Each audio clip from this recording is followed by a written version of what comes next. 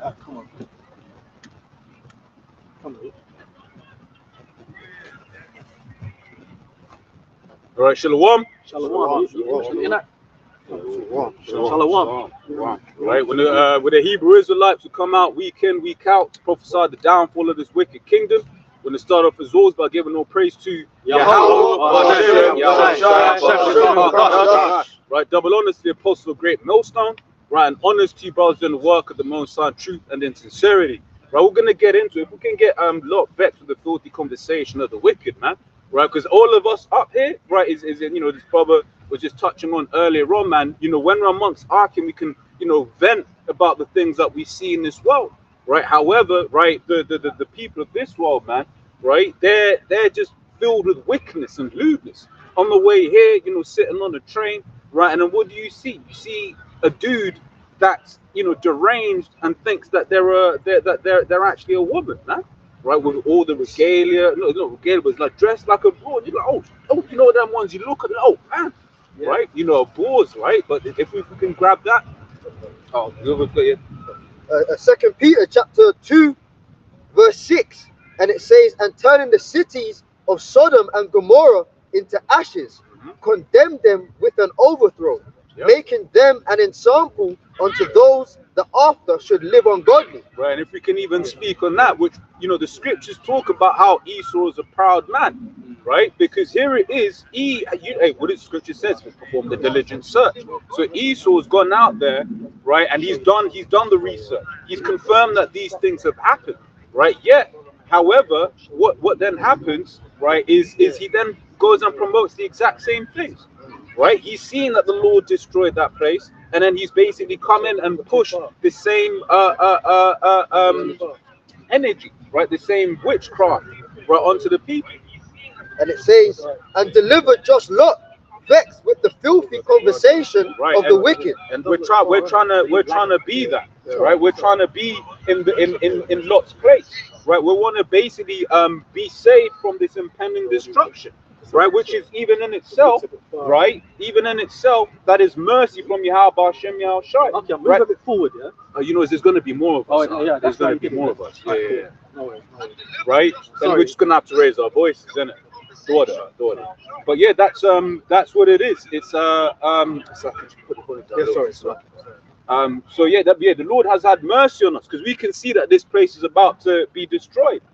Right, we're aware of these things, and real quick, if we can get Isaiah 33, real quick, 33 and 6. Isaiah 33 and 6, and wisdom and knowledge shall be the stability of thy times, and strength of salvation. The fear of the Lord is his treasure. Right, and if anyone obviously wants to get in, everyone get in. Right, but that's it. As things are starting to degrade in this society, right, we're not afraid. In fact, we have comfort through these scriptures, right? In fact, our scriptures, is that a Romans bring in Britain for our learnings? Yeah, comfort. Yeah, you got it. Go on. Romans 15 and 4, for whatsoever things were written aforetime were written for our learning, that we through patience and comfort of the scriptures might have hope. That's it. Right, so here it is. We're seeing everything that is happening in the world. We're seeing that the Lord, right, and where we believe that the Lord has basically put the writing on the wall, if you will, of this place's destruction, right? But then you tell people, someone you may be like, yo, man, the Lord's going to destroy this place, and then they'll be looking at you like, what are you going to do, right? Hey, our hope is in the scriptures, man. Right. So, right, our hope is in what the Lord Yahweh Hashem Yahushai said. Right, that's why we're out here week in, week out, doing the work of the Lord in the hope that we will be saved from these things. Right, that's our comfort. We know this place is going to be destroyed. We know it ain't going to be a so-called good time forever. Right, in fact, we're looking forward to this place to be destroyed. How about that, man? Right, which allows everyone get in. For sure. This is Micah 2 and 10. It says, "Arise ye and depart, for this is not your rest." Because it is polluted, it shall destroy you, even with a sore destruction. That's it. If you want to go in. Well, that's it, right? This ain't our rest, man, and that's just what it is. That's why every week, right, brothers, calling you up and just be like, yo, man, such and such happened, man. It's like, oh shit, up for real? Hey, man, that's safe, right? But then we stop and you want to,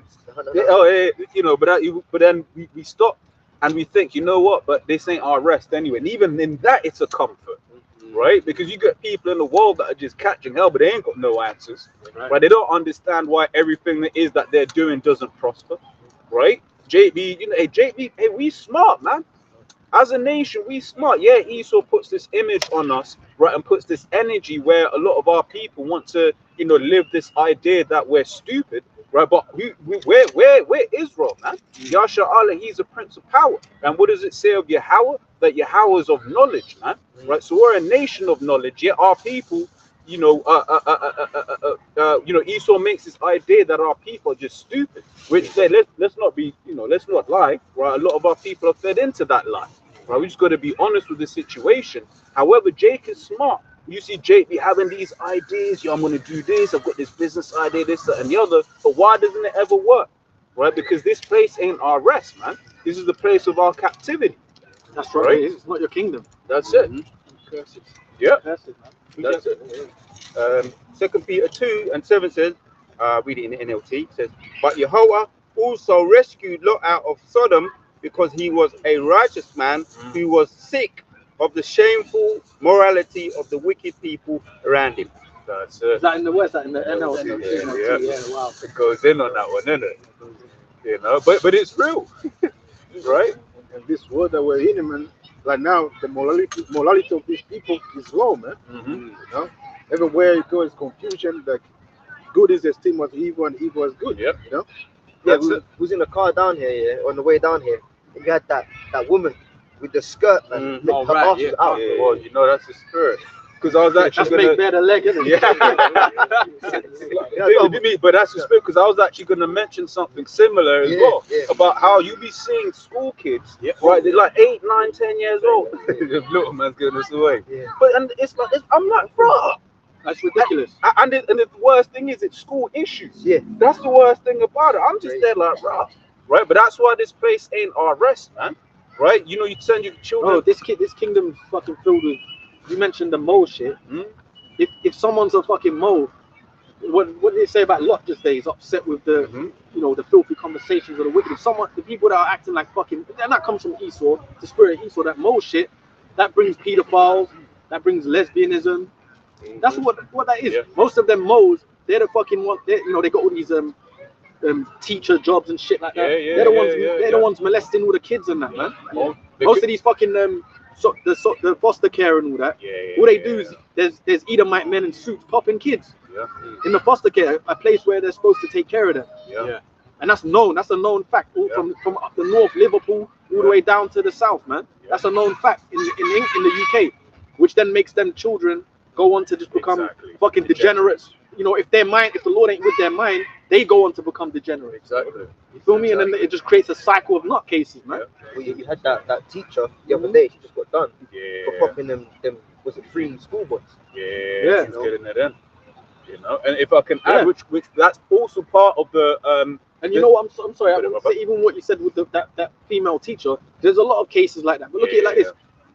That's a grown-ass woman, yeah? How deranged is her mind to want to get with one of these young boys? Now, you can say, well, that's a boy, he popped or whatever. But the point is, think about the psychology of that. She's meant to be his teacher, right? So think about, what I'm trying to say? So, because it looks worse when it's a young, female with an older male. But then it's the same thing. If an older woman's doing that to a young boy, that's deranged too. It's the same shit. That's why the Lord said, look, the Lord said he's going to take out the moles and the lesbians. Because a woman licking another woman's vagina, there's nothing good about that. Niggas glorify that shit. There's nothing good about that. Go on. That's it. Isaiah 5:20, woe unto them that call evil good and good evil. And that's this world, bro. They call the good. They call good evil and evil good. So the wicked shit is exalted. And sometimes you might feel like you're on your own, but you're not, because you just read what Lot was dealing with. The Lord was with Lot. See, and we are like a few, but the Lord's with us, Lord willing. So you gotta feel upset. Don't give in to this shit, this system, man. Don't start accepting it. It's supposed to vex you. Yeah, it's supposed to be angry, bro. You know. Yeah, man. Don't start accepting this stuff, man. But that's why the scripture says, if I may, it's like a little leaven of the whole lump.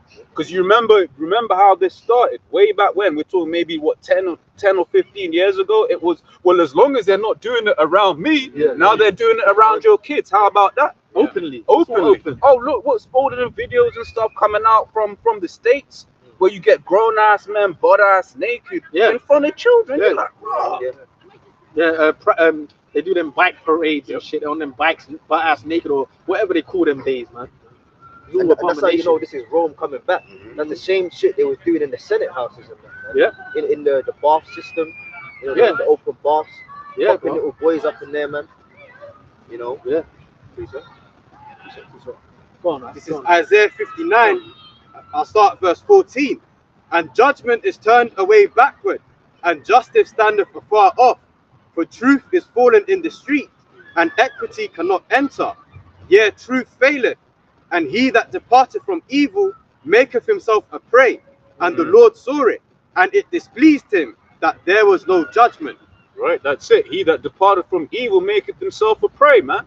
Right, because you be out there, you know, trying to live, you know, speak righteously and stuff like, yeah, man, this ain't right. But then people start looking at you like you're evil. And that's a good precept to what the brother just read in Isaiah 5. Right, because here it is, you know, people are looking at us like, oh my God, I can't believe he said that. Right, but we've spoken out the scriptures. In our kingdom, in a righteous kingdom, none of these things are going to be happening. Right. That's right. If I could just add to that point as well, because that's why the scripture says, be strong in the Lord. You know, because really the scriptures also tell you not to follow a multitude to do evil. So what do you see in this world? You see multitudes of people following after evil. So that's why our strength is in the word, man. Our strength is in the Lord. That's how we're supposed to, you know, overcome this world, man, and all its wickedness.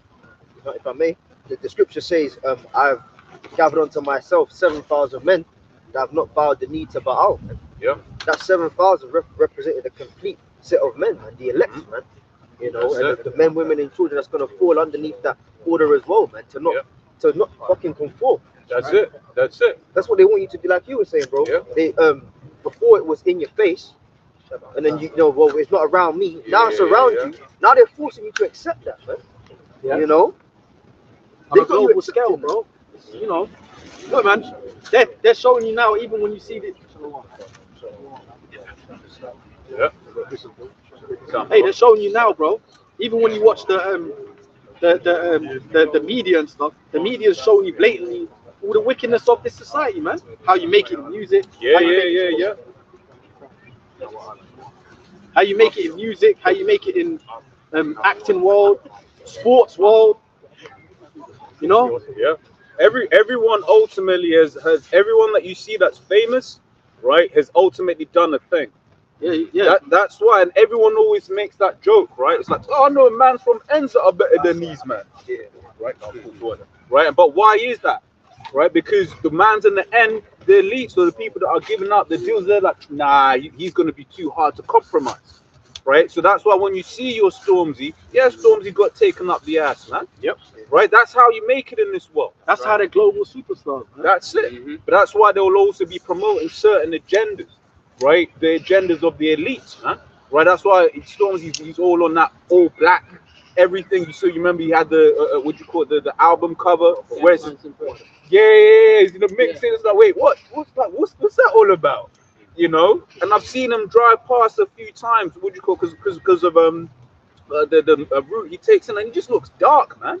Right in a blacked out Bentley, man. It's a nice car, but I'm like, man, this nigga's dark, man. Remember that interview with Usher? At the Met Gala or something. Right. Someone pulled him over and he goes, sometimes it gets dark. But his eyes was black, man. That's it. You know? That's it. But man. see, but what's the answer to all of this? The destruction's coming. That's it. It's ain't, you know, it's not gonna continue forever, man. This is what it is. This is just a point in time, you know, in an age of a society. And you know when a society falls, because the morality fell. This happened in Rome as well. The moral compass of the world collapsed of the rulers of the time. Read the scripture. Alright, this is Isaiah 5:20. Woe unto them that call evil good. You have that. Oh, Salaki. No, read it again. Isaiah 5:20. Woe unto them that call evil good and good evil, that put darkness for light and light for darkness, that put bitter for sweet and sweet for bitter. Go ahead. Yeah. Woe unto them that call evil good and good evil. That's what this world is all about. I mean, you were just teaching a second ago, and I saw the woman look. She looked offended by when you said about what these teachers are doing with the young children. She looked visibly troubled by what you were saying. But what she didn't seem to realize is that what you were saying was a good thing, because you're pulling out the wickedness of this world. A lot of people will just want to go along to get along. Oh, don't say anything. Just keep quiet, and maybe they won't come near me. What you got to remember as well, you know, remember people if they even believe in that there's a higher power, their perception of the higher power is what's been pushed in this world. The sweet white Jay loves everyone. If they even consider there is a power, right? Yahweh Bar Shem Yahushai, he's like a whole different mind state to what's told in this world. He judges, he kills. The Lord takes out young, old. You know, this is the power we serve. So of course, how you speak, go on. Actually, no, you got it. No, you get it. You got it. I know, because you said something that reminded me about the judgment of the Lord, right? And how the Lord can be targeted, man. I don't know if you always remember last year there was like a crash in Wimbledon that basically killed 2 youths. Now basically the driver had an epileptic fit right in the moment. So the Lord, the angel was like, all right, cool, this is what's gonna happen. I'm gonna give you an epileptic fit, and you're gonna take these 2 little gremlins out. Right? That we understand that's judgment. Other people, oh my God, it's such a tragic accident. Now that was targeted, man. Right? What does the scripture say? Whoever perished being innocent. Right? Yeah. That's right, bro. Terminators, yeah. Because you got to really think about the mechanics of certain of those things. It's like, you know, could have had the epileptic fit a little bit further down the road. Nothing would have happened. It could have been this way. It could have been that way. But the Lord was like, nah, it's going to be right here. And you're going to drive right into that car over there. Into those kids over there. And you don't even know. You see, the thing is, when people get judged, did someone say precept? Go on, read the Bible. So let's Sirach 11:14. Prosperity and adversity, life and death, poverty and riches come of the Lord. Yeah, so the Lord makes you rich, the Lord makes you poor, the Lord kills, the Lord brings you alive. He controls everything. That's what's not told in society, is that, you know, basically, that's what I'm saying. That if people have a concept of a higher power, it's that sweet white Jay and all that. The Lord controls all aspects of life, man. That's why even with us, we say Lord willing. Everything's Lord willing, because we don't even know if we wake up tomorrow. Go on. Zephaniah 3:5. The just Lord is in the midst thereof. He will not do iniquity. Every morning doth he bring his judgment to light. So that's what you was just saying, Razor. You said the epileptic fit right at that moment. All sorts of judgment, man. That's the Lord, bro. And it says every morning he judges the world, man, the society. So when there's a flood, when there's fucking earthquakes, that's the Heavenly Father, man. That's him to speak. That's not even, go on. When you make a point, well, just to add to what the brother was saying, it's something we spoke about at the camp not too long ago, right? But in what Esau has done is he's taken God, the Most High, out of the world, the concept of a higher power out of the world. So and he's made himself and his science of God. So when you're seeing all of these different calamities happening in the ancient world, people would have been like, yo, it may have been a false God, but they may have been like, yo, God is judging us right now. But nowadays, when people are seeing all these judgments happening in the world, what are they saying? Oh, it's global warming. It's global warming. Where it's like, nah, it's judgment of the Lord. But that's why everything's got to be retaught again, man. See, in the kingdom, when Yahushua finally comes back and reigns, the world's gonna learn the scriptures, the laws, because they're gonna learn it from us. Right now, you're learning Esau's laws, man. Basically, Esau's manipulated everything. Go ahead, bro. It's both trying to hold something. He's manipulated everything, man. Go on. Every morning does he bring his judgment to light. He fears not, but the unjust knows no shame. And that's the people of this society. But you see, that's why they'll think you're crazy when you see basically, if you're not in the truth, we look at people like everyone's a demon. Yeah. That's a crazy way to think in the eyes of this society. You get what I'm trying? You get what I mean? It's a secret way of thinking because it's the Lord's dealing with a select few, man. You know, we actually wake up, we walk around, you go work. You know, people are just demons. Yep. You know what I mean? I was saying that because of that point. Read that point again. What you was reading that last point. Read that point. Again, Every morning yeah. does he bring his judgment to light. He Yeah. fears not, but the unjust knoweth no shame. Yeah, and I was saying that because the society, the people, all of these people, they're not in the faith. They're unjust, man. They're just unjust, wicked people. Even someone that thinks they're a good person, they're breaking the laws of the Heavenly Father, man. You don't even know what good is. Oh no, but I'm filled with love. What's love? You know this fluff talk, man. I'm filled with peace and love. Well, what's love? Love is in the scriptures, man. It's keeping the Heavenly Father's law. So you don't know what's right and wrong, man. Go on, man. Go on. This is That's why they're unjust, bro. These people, if like today, if a whole nightclub of we will praise the Lord for that. But guess what? People in this society, oh, that was so bad. Johnny died yesterday. Oh no, that dude was a total them people are total demons. All right. If I can add as well, just to that point, because the scriptures tell you that the heart is desperately wicked, man, you know, and deceitful. Who can know it? So that's like, you know, with the point you're mentioning, these people, they will say, oh, but the Lord knows my heart, or according to my heart, according to me, this is what's good, and this, but they don't know what's good. Yeah. Because they're not, you know, the Lord hasn't revealed the secrets to them. Yeah. You know, the scriptures say he revealeth his secrets unto his servants, the prophets. Yeah. So just going with your point, these people, they're just blind out here, man, waiting for judgment. This is Psalm 68 and 20. It says, He that is our God is the God of salvation, and unto our God, the Lord, belong the issues from death. That's right. That shows true power. You know, the Lord, if I don't mind me adding, just the Lord, there's a reason that he has the title the Most High, you know, because he's all powerful. You know, so if somebody, the scriptures even say that a sparrow don't fall to the ground unless the Lord has the, you know, sanction. The sanctions they come. But once again, Esau and his witchcraft, because you know witchcraft, you open up Netflix and then it will just start auto playing something, right? So one of the ones that they always have the Most High as someone that you can control, right? Like it was this thing where they basically made the Most High a cat, right? It was like they basically had the Most High on trial at the beginning of it, right? Obviously they've drawn him as a pasty, right? But basically it's like, I'm looking at this shit like, rah, like, rah, like this. Or like they know him. You know, like these people, the way Esau has pushed the spirit of, you know, his demonic version of what the power is.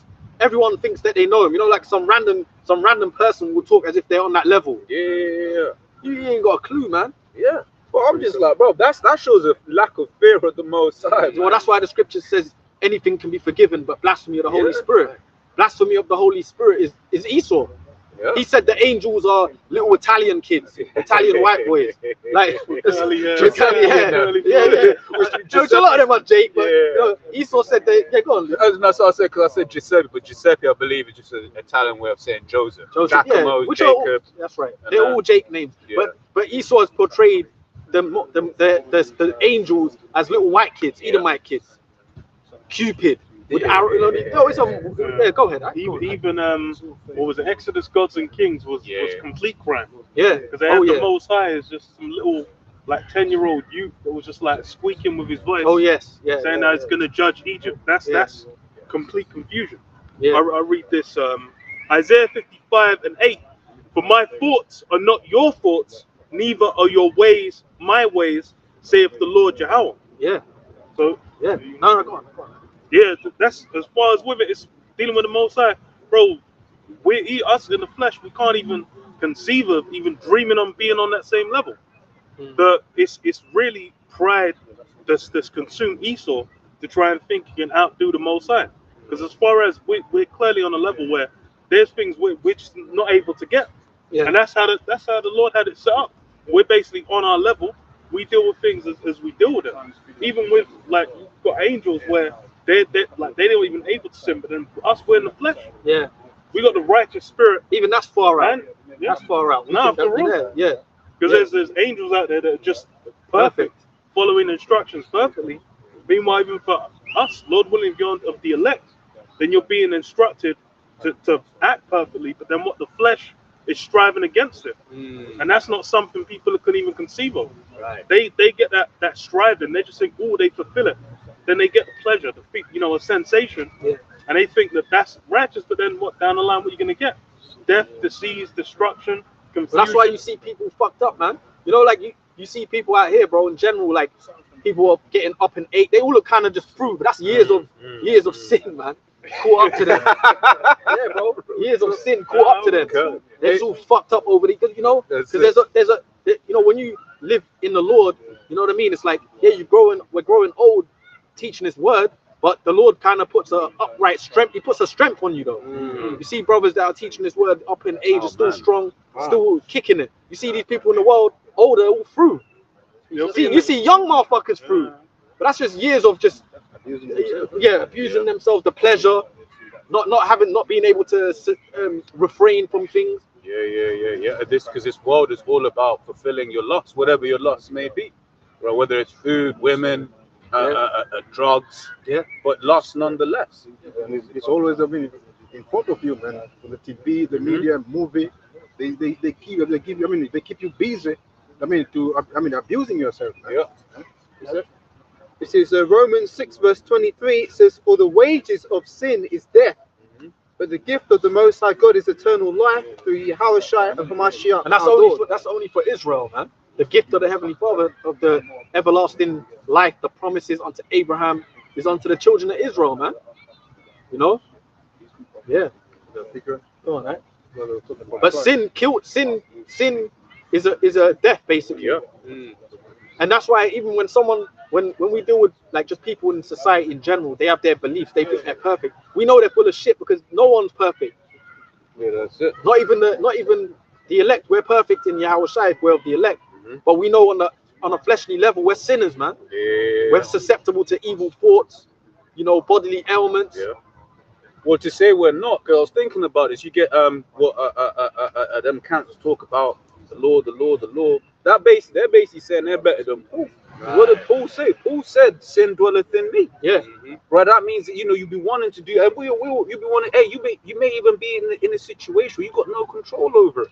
Even this one cat, like, was saying to me, this Muslim cat, he was telling me, how can JC, talking about JC, how can he be a power if he let the Romans beat him up and all that and put him on a cross? Well, that's the Yahushua that happened to him. You know why? Because it was to prove a point. It was even greater prophecy, man. Sorry, brother. Sorry. Well, he had a job. He came to fulfill a job. Yeah. As far as we're going to get to the point where Israel's going to get in the kingdom through the law, through that first covenant, it wasn't going to take place. So when Yahushua came on the scene, it was necessary to go through those things to then to piece it together so we can then get the new covenant, and then through that get into the kingdom. Otherwise, how's it going to happen? Yeah. Which is still to this day. We're like currently like thousands of years on from when Yahushua was on the scene, still unable to keep the law perfect. So that there are people still talking about it. It's just like in ancient times. You had the wicked scribes and Pharisees, where they're all saying like, oh yeah, follow through, do X, Y, Z. They're saying, do X, Y, Z. But then what, in reality, how were they conducting themselves? They were just as worldly as the Romans. So this is Romans 3:27. Where is boasting then? It is excluded. By what law? Of works? Nay, but by the law of faith.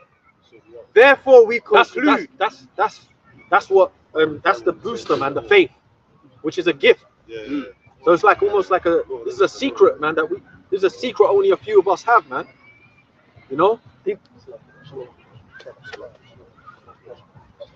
Hey, this is a secret that only a few of us have, which is faith. This isn't for everyone, man. That's what the Lord blessed us with a faith, so that, Lord willing, so we can go through our trials. That's what I was saying, because the guy was saying to me, how can JC, let me say Yahushua, how can Yahushua be the power's son if he let these Romans beat him up and put him on a cross? It was for prophecy, man, to prove the point, and then to wake us up, to give us the faith to go through our trials, man. Go on, right? Then when he comes back, when he comes back, he's gonna come back and dumbfound. Is that the word? Dumbfound the world. And we that have believed on him, we're gonna get the gift of reigning with him. While the rest of you, we're gonna really mock at your judgments. Go on, right? One more verse. Romans 3:28. Therefore, we conclude that a man is justified by faith without the deeds of the law. That's what saves us, faith in Yahweh Shai. We can't keep the law in this society, man. For 100%. How the fuck can we keep the law? But Satan's Esau's over us, man. That's the fact, bro.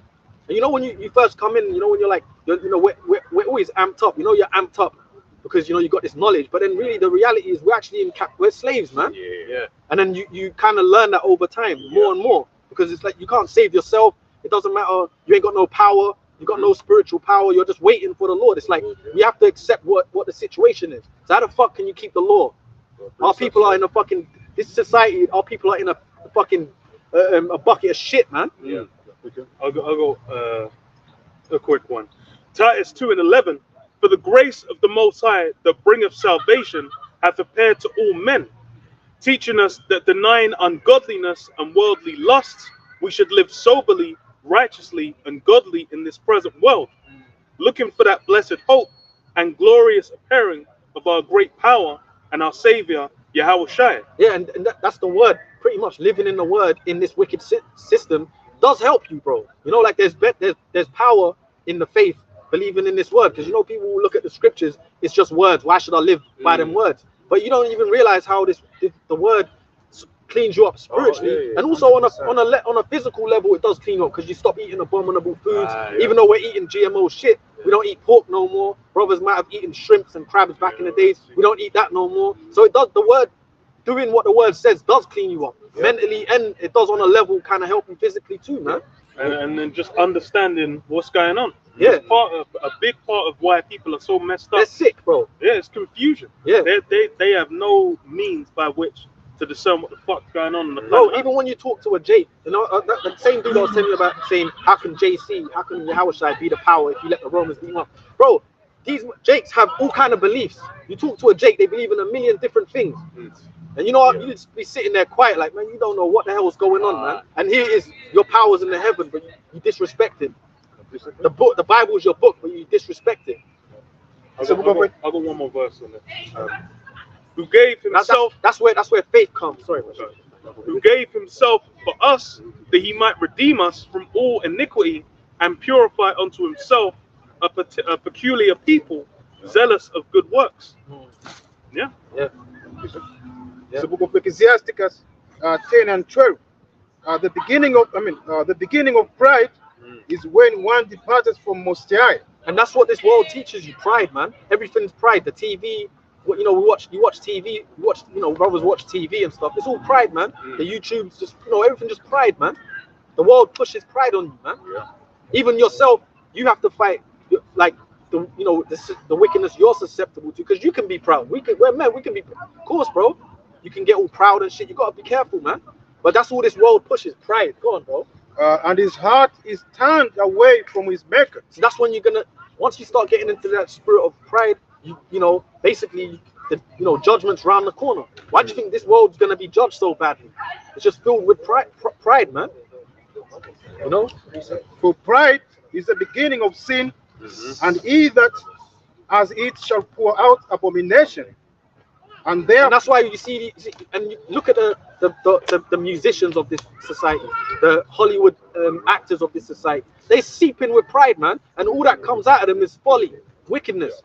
And then it even shows you more. And then what comes out is all these whistleblowers talk about their bullshit. So then it just shows you what did all that pride do for them? Because at the end it comes out your deeds. Look at Diddy right now. The whole world hates him. There's the Diddler. There's nicknames on him. He was once like one of the kings of the community, so to say. Like he's an exalted Jake. Now look at him. With that society, they use money as a element of using fear mongering. That's what Diddy was doing. He was using that power that he had with the money to put people in fear of him for many years. Mainly Jake. Yeah, mainly Jake. He was abusing his own people. Like that's what I told you about. The wicked of our people. They find wicked men among our people that Yep. And love of money is the root of all evil, man. Yep. So niggas will do anything for that cheddar, man. And that's what that shows you. And he was one of the main kings because he was like Yeah. he had all the Jakes in line. They had to go through him. Yeah. So everyone kind of knew. Even other Jakes were kind He of was a gatekeeper. was a gatekeeper. Even other Jakes were wary to speak on him. Now look. Yeah. Oh. Now Gene, is it Gene Deal? He's got the Oh, yeah, bodyguard. the Nah, bodyguard. but he's been talking about it for years. Oh, for I'll years. be honest. Like, Years. he's been on him. Yeah, but I mean now it's just like, bro, everyone's on him. Yeah. Yeah, Even yeah. the young generation, that didn't really grow up on him. Let's say like 17-year-olds know him now, but for what he is now. Yeah. So it's true, bro. It shows you, man. I'll Go go on. quick precept. But he got them deals. Go on, brother. Ecclesiastes 9 and 16. Time. Then said I, wisdom is better than strength. Nevertheless, the poor man's wisdom is despised, Yeah, and his words are not heard. yeah. The words of a wise man are heard in quiet more That's than the brothers that teach this word that the Lord put the Spirit on them. It's a secret, man. That's why, amongst each other, we know, Lord willing, brothers are prophets. So you take heed what brothers be saying and everything. But to the world, we're looked at like idiots or madmen. You ain't even got money. How can you talk? That's how people will think of you. But you find out the people in this system that are doing so well, you find out they're the most rotten people. Morally. They'll lead you to die, bro. You gotta put no trust in them. Yeah. They'll sacrifice you, man. Yeah. For real. Yeah. I got a little bit more. Go on, man. It says, the words of the wise man are heard in quiet more than the cry of him that ruleth among fools. That's the dudes with the deals. They ruleth among fools. Them 2/3, man. But you know why you know that the Lord's gonna destroy most people on this planet Earth, including a lot of our people, right? Because now all the evils come out, but people are still with it. Still, people. Motherfuckers still want the deal. Go on. It's like it's on what you're saying, huh? And the apostle said this a couple of weeks ago. Here it is. Everyone now knows to get a deal, which we've all been. It's been a rumor from when I was a young man, right? To get a deal, you got to do certain things. But now it's coming out even more and more so, and people still want the deal. They still want it, bro. Right? Which, when once again, that's why the scripture says the love of money, man, is the root of all evil. And that goes into the hunger. Yeah. Which goes into the word Pain, pain. yeah, for me. Famine, which means hunger. Yeah. And that's people are thirsty, man. And and the new currency right now is attention. Bro. And you know what? Crowd chasing and all that, doing anything for fucking Yeah. like the Any bitch, like the folly. bitch, like the Wandsworth situation, HMP. You got one. Now there's people creating it again. Yeah, and all that. like, doing like satires and all that. Yeah. One Jake was in the middle of the street saying, "Yeah, take me to Wandsworth and all that." Oh man. Yeah, I saw even that one of them rap dudes. I don't say his name. UK Take dude. me to Wandsworth and all that. Yeah. Because he was making fun of the situation. Basically, if I go Wandsworth, I'm gonna get pussy at least. But that shows you, bro, the criminals are getting it in the prison. This shows where wicked this world is, man. Some of the convicts are coming out saying, "Look, man, you're supposed to keep that on the low." That's been going on for years. Now they baited it up. You baited it up. But that's wickedness, though, because that's committing adultery, man. Yeah, but then it shows you that think about it. That same people doing that in there with the convicts, they're meant to be the people keeping them in line. In society. It shows this society is all out of whack. Rehabilitating them. Yeah, rehabilitating them. It's all bullshit, bro. That's why this world's gonna have a nuke waiting for it. Basically, that's the cure. I got something to on the point that you made. Before 1 Corinthians 4:9. For I think that the Most High have set forth us, the apostles last, as it were appointed to death. So we are made a spectacle unto the world, and to angels, and to men. And that's the brothers that's been teaching this word, because brothers have been out here for years, from up top on down, from the apostles, the fruit all over the world, been out for years on the internet, on YouTube. And now we're not looking now to the world. You know what? Now I was thinking about this because we're not looking as crazy as we once did. Because basically, everyone's realized these lot have been telling the truth. Prophecies are coming. It's coming to pass. Everyone, they know, man, because even now you got these people in the world are basically saying things we say, but they're not saying they got it from us, though. You're seeing it. They're 10 years late. They're 10 years late, man. 20 years, 40 years late, man. Warn people about the mark of the beast. Now you can see all this digital, all these digital currencies coming through. Warn people not to take the COVID. You're gonna drop dead if you take the stabbing jab. And then it's happening. Millions of people took the stabbing jab. Bro, there was demonetized. No, not demonetized. They was trying to, slander brothers, misinformation, and take brothers' videos down for years on the whole COVID. But then years later, they're saying, those side effects are happening and people are dropping dead because of the vaccine. And remember, we told people years back, look, the government, don't listen to the politicians because they're going to lead you to die, right? Yeah. Now that same government, I saw them in Parliament talking about the sea thing's got a lot of, you know, that's why people, the Parliament said it. Yeah. But 3 years ago, they told you take it. Forcing you to take it. No, in that, all the like PPE and all that it was just contracts given to like friends of politicians at the time. These elites, they got paid. They got paid. They got paid. There was what do you call it? A talk that I was listening to, which basically said all of the money that the government spent over COVID, right? It was like in relief. Every adult should have got £12,000, man. Right? Adults, We didn't get nothing. Because, you know why? Because it went in their pocket. To the friends. It went in their pocket. Even someone was telling me that about like all these aid workers in like Nigeria and Ghana and all these places. You can get jobs from England as an aid worker, and some of them get paid like £700 a day over there in Nigerian UK money, but in Nigeria, and they just get involved with whatever they want over there. The money ain't going to the Lagos poor. It's going to their pocket. The so-called aid workers. That happens all over the world. You get these Red Cross jobs. Them dudes are just taking money from the UK government in so-called helping the poor, but it ain't. A lot of them are doing like sex trafficking, anything they want, bro. Drugs, Bro, that kind of shit. someone was telling me about it. How a civilian here, an British person, get a job there, and then as posed as an aid worker, get paid. And you know what? They can pay cops off easy because 700 UK pounds a week is a lot of money over there. You can basically get involved in anything you want, and that's a low level. So you see all this Oxfam and all that, they ain't helping you, man. Either Jewish, they're all Jewish conglomeracies, man. Go on, right? Sirach 12:10. Yeah. Never trust thine enemy, but like his iron rusted, so is his wicked. That's the so-called white man, Esau. And you know what? The movie show you that that movie. What's that movie, man? Damien. You know the one with the demon Edomite kid. The Omen. Omen. In the movie The Omen, it shows you because in one of the parts it shows you him growing up, and in one of the parts he basically owns a big industry, showing you that the Amalekites own it. And he said, look, we go to the third world. He said it in the movie. They were sitting in them boardroom panels. He said, when we go to the third world, we pose ourselves as good, but we're really there to kill them. That's what he's showing you. That's what them big ass industries do. Dukes on dukes. It was showing you that in what's the movie? Trading Places. All they were doing was monetizing the planet.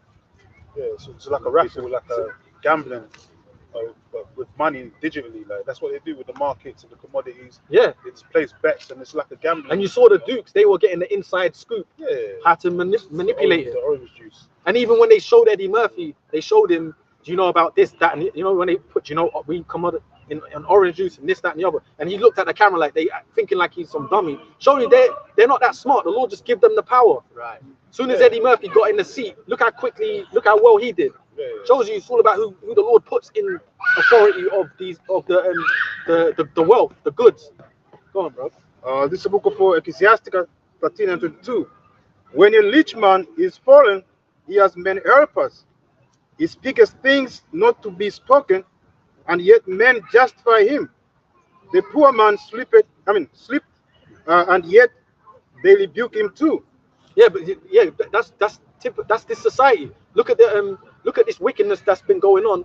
Anyone that comes out, that wickedness comes out on them, everyone really defends them. Like I saw even that prison officer woman, loads of women were defending her. Yeah, so it's all right, girl. Because they're wicked as hell. They're wicked as hell. They want to live that lifestyle, innit? Yeah, I even see people on the comment. She's pretty though. Like, what about her wickedness? Yeah. She's paying though. What about? She committed adultery, man. Yeah, in bragging and boasting about. And that's why the Lord said this is an adulterous generation and need to be destroyed. Man. Right. But you see what that goes into that. It says when the people do the wickedness, they still justify them. Yeah. But when Proverbs, it says, woe unto them that justify the wicked. Man. They're just the same abomination that she did. They're an abomination for upholding her wickedness, right? So a lot of people are going to get wiped out in these last days, man. Yeah. A lot of these women as well. That's why Ezekiel, the 9th chapter, talks about the maids and young women and all that. You know, maids and women. A lot of women are going to get wiped out in these last days. They're too proud, man. Like it says, what the women are at ease, man. Yeah. It says 1, 2 women at ease, because they're really within. And it's funny, they're like women are complaining, but this current society is the most to their benefit it's ever been. They can legit have unlimited sex and have means to like stop their cycle, so they ain't even gonna get pregnant. Like it's completely gonna kill their babies. They're like this is this is the furthest that they've ever been from their natural use, their natural order. I've got a quick, Go on, super quick one. Micah 7:10. Mm-hmm. Then she that is mine enemy shall see it, and shame shall cover her, which said unto me, where is the Lord Yahweh thy power? Mine eyes shall behold her. Now shall she be trodden down as the mire of the streets. And that's in particular the women of the tribes, but all these women in society, and even those that balloon popping shows you that. Mhm. All they do is mock the Jake man. Yeah. The black man comes on, the guy's all in shape, tall, Got a strong job, looking 9 dude. to Yeah, 5. I just don't like the way he's. Can't lie, some of them guys need to be mocked. Yeah, no, but Even the most recent one, Apostle Elder Tahar did the video on Yeah. like an hour ago. yeah, There was a Jake, he's upstanding, he's got work. You know, he's got only, even the other Jake owned his own business, he was a plumber. yes, And the bitches they got him shit. fired. They got him fired. But when he pulls out the dirt on them, bitch has got 3 baby daddies and 3 kids. And she's trying to act like she's, better than him. Like, you're an embarrassment, man. But that's why it's trash. That's right, bro. Yeah, don't go on them. But it just shows you, bro. Stay away from the black Well, that's mamba, not where man. you're gonna get a woman, Stay is away, it? stay away from the black mamba, man. The nigga woman, stay away. And they will just pop in the balloons, and then there's some dumb shit. His jeans or his Yeah. belt or something. Jeans are too tight. Like the dude's telling you, but it just shows you, man, how fucked up the system is. It's too much. Go on, man. Look, what you saying? That? Go on. So Isaiah 5:20. Spirit, that's the third time we Yeah. come out. Bring it out. The Spirit wants it, man. Woe unto them that call evil good, and good evil, that put darkness for light, and light for darkness, that put bitter for sweet, and sweet for That's what bitter. they're doing, bro. That's what they do. Go on, Luke. Go on. Go on. Well, no, I was just going to say, coming out here and basically talking about the scriptural hierarchy as spoken of in 1 Corinthians, the 11th chapter, where you get looked down upon for saying that, man. But when you go out and say, no, actually, a man has to be the head of the household. Oh, how can you say that? Well, look around you. Look at this world. You know what, man. bro? Anything now, anything traditional or script, exactly. Anything traditional or what's actually scriptural is looked at as evil. But just look at England 100 years ago, man. Yeah. You know, even when you see them old footage, black and white footage, there was one I saw. It's on TikTok circulating. She asked the woman, the media asked the man, who's the boss in the house? I said, I am. He said, it's an old footage. I am. She said, well, he is. You know, that's how it is. That's how it was. So this is all this wickedness that's going on now is really like been put in over. Yeah, it's new. You know, it's new. And so the Lord ain't gonna allow this kind of behavior to go on. For the rest of time? We might as well die, man. If this is what it is, we know there's gonna be a change. Go on, go on. This is Isaiah 24:5. The earth also is defiled under the inhabitants thereof, because they have transgressed the laws, changed the ordinance, broken the everlasting covenant. Yeah, they changed the ordinance. A man being over the head of the household. A man's supposed to wear the trousers. Now women are wearing trousers. Telling what a man to do. That's why it's all out of order. So he's right on that. The ordinance is all fucked up. Everything's out of order, man. Everything's upside down. And that's why Yahweh Shai is coming back to restore the force, like Star Wars, man. Yeah. You're going to put everything back in order. And whoever don't want to deal with it, bring forth hither and slay them. Well, they ain't gonna have a choice. It's all about power, man. Exactly. You ain't gonna have no choice, man. Yahweh Shai ain't coming back to speak and talk to you about the laws. He's gonna implement it. Just like Esau. When you see Esau, he wears his suits and ties, talks politely. How did he get everything? He got it through fucking savagely beating your ass, man. That's how he got it. He didn't get it by diplomatically talking. He got it by killing you. And we're not talking about righteously killing you, by the way, because in the scripture when it says thou shalt not murder, it's thou shalt not kill, right? That's what it is in the Hebrew. So it's so you're not supposed to unjustly harm people. That's how Esau got it, though. So it's balanced. When Yahweh Shai comes, we're gonna justly get him back. It's just. Go on, bro. This is the book of Philippians. That's how he got it all, man. Go on, bro. Philippians, the 2nd chapter, verse 9.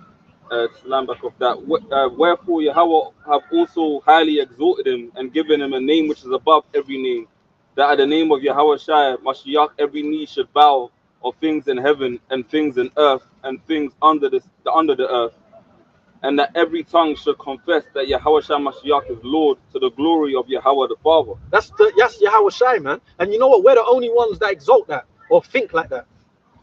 You know what I mean? When people think of anything to do with like we were saying earlier, anything to do with a higher power, it's sweet. It's that sweet white jade. He has to have that long hair. It's like a little Italian kids. You know what I'm saying? Or whatever it is, man. Or a little, I'm saying it that way because you know that it's in Italy, the finger of Rome. What's it called? the finger Or of the Sistine. Chapel, Sistine The Chapel. Sistine, Leonardo da Vinci's Blasphemous image. blasphemous images, man. So the only ones exalting or thinking about the true power is us. That's it.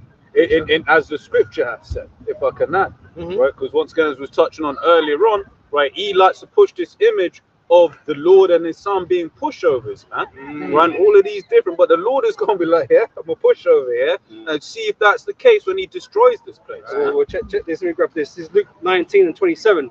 But those my enemies, which would not that I should reign over them, bring hither and slay them before me. So the Lord's not coming to negotiate. He's coming to enforce his power and his rulership over the earth. And anyone that doesn't agree, he ain't waiting for you to agree. You know what I'm saying? It was the same thing when Esau came into power. When he came into, he went to the lands, he took the goods. When he went to the New World, what did he do? He massacred, took all the goods. Savage. Then was anyone complain? Like it was, he ain't been held to account for that. Exactly. When he went to the west coast of Africa, what did he do? He slaughtered, he put them in captivity. Whereas Esau's don't believe that he's helped us by putting us in the same credit. So where is he going to That's find how that? much he whipped Jake. Where some Jakes, you know, they're so exactly. They're so gone. They say that, yeah. I've had a nigga say that to me. They're so gone. Oh, if they didn't come over, we would have been in. We swinging on trees. Well, when we, Akim, we went to the Liverpool. We went to the slavery museum. And in the slavery museum, you know how it began? It began like this. It began with mud huts. Then the next room was Jake's getting bit by the dogs and hardcore bondage in like in the sugarcane plantations. Then the next bit was Michael Jackson and football stars. You're taking the mick, and it was all, it was mostly Edomites in there enjoying it. We saw that shit, man. It's lucky because I was just with my nan earlier on. She had the TV on and the Waterade advert came, right? And I was like, bro, it's some racist ass shit because they had the Jake woman filling up the bucket of water with her hands. Yeah. Like, you can literally just bend the bucket. Why is she filling it up like that? Like, the water ain't gonna fall out. Yeah. But that's what Esau does. He pushes that image of Jacob just like, oh, I don't know what I'm doing. It says in Ezekiel, it says that we're going to be the infamy of the people. So we're going to be the most hated. I was going to say, it's not like Esau put us into slavery and taught us righteousness. He didn't do that. It wasn't to our benefit what he did. But, they're trying to take claim that, we've up leveled since he's come in power. No, we're in slavery, man. Well, what else they like black people sold black people. They love that shit. First of all, there's different nations. We know that now. But you see all that, but okay, let's say, because look, Negroes did sell off a Negroes, but guess what? Does that justify Esau's wickedness? No. Who bought them, bro? Exactly. Who bought them?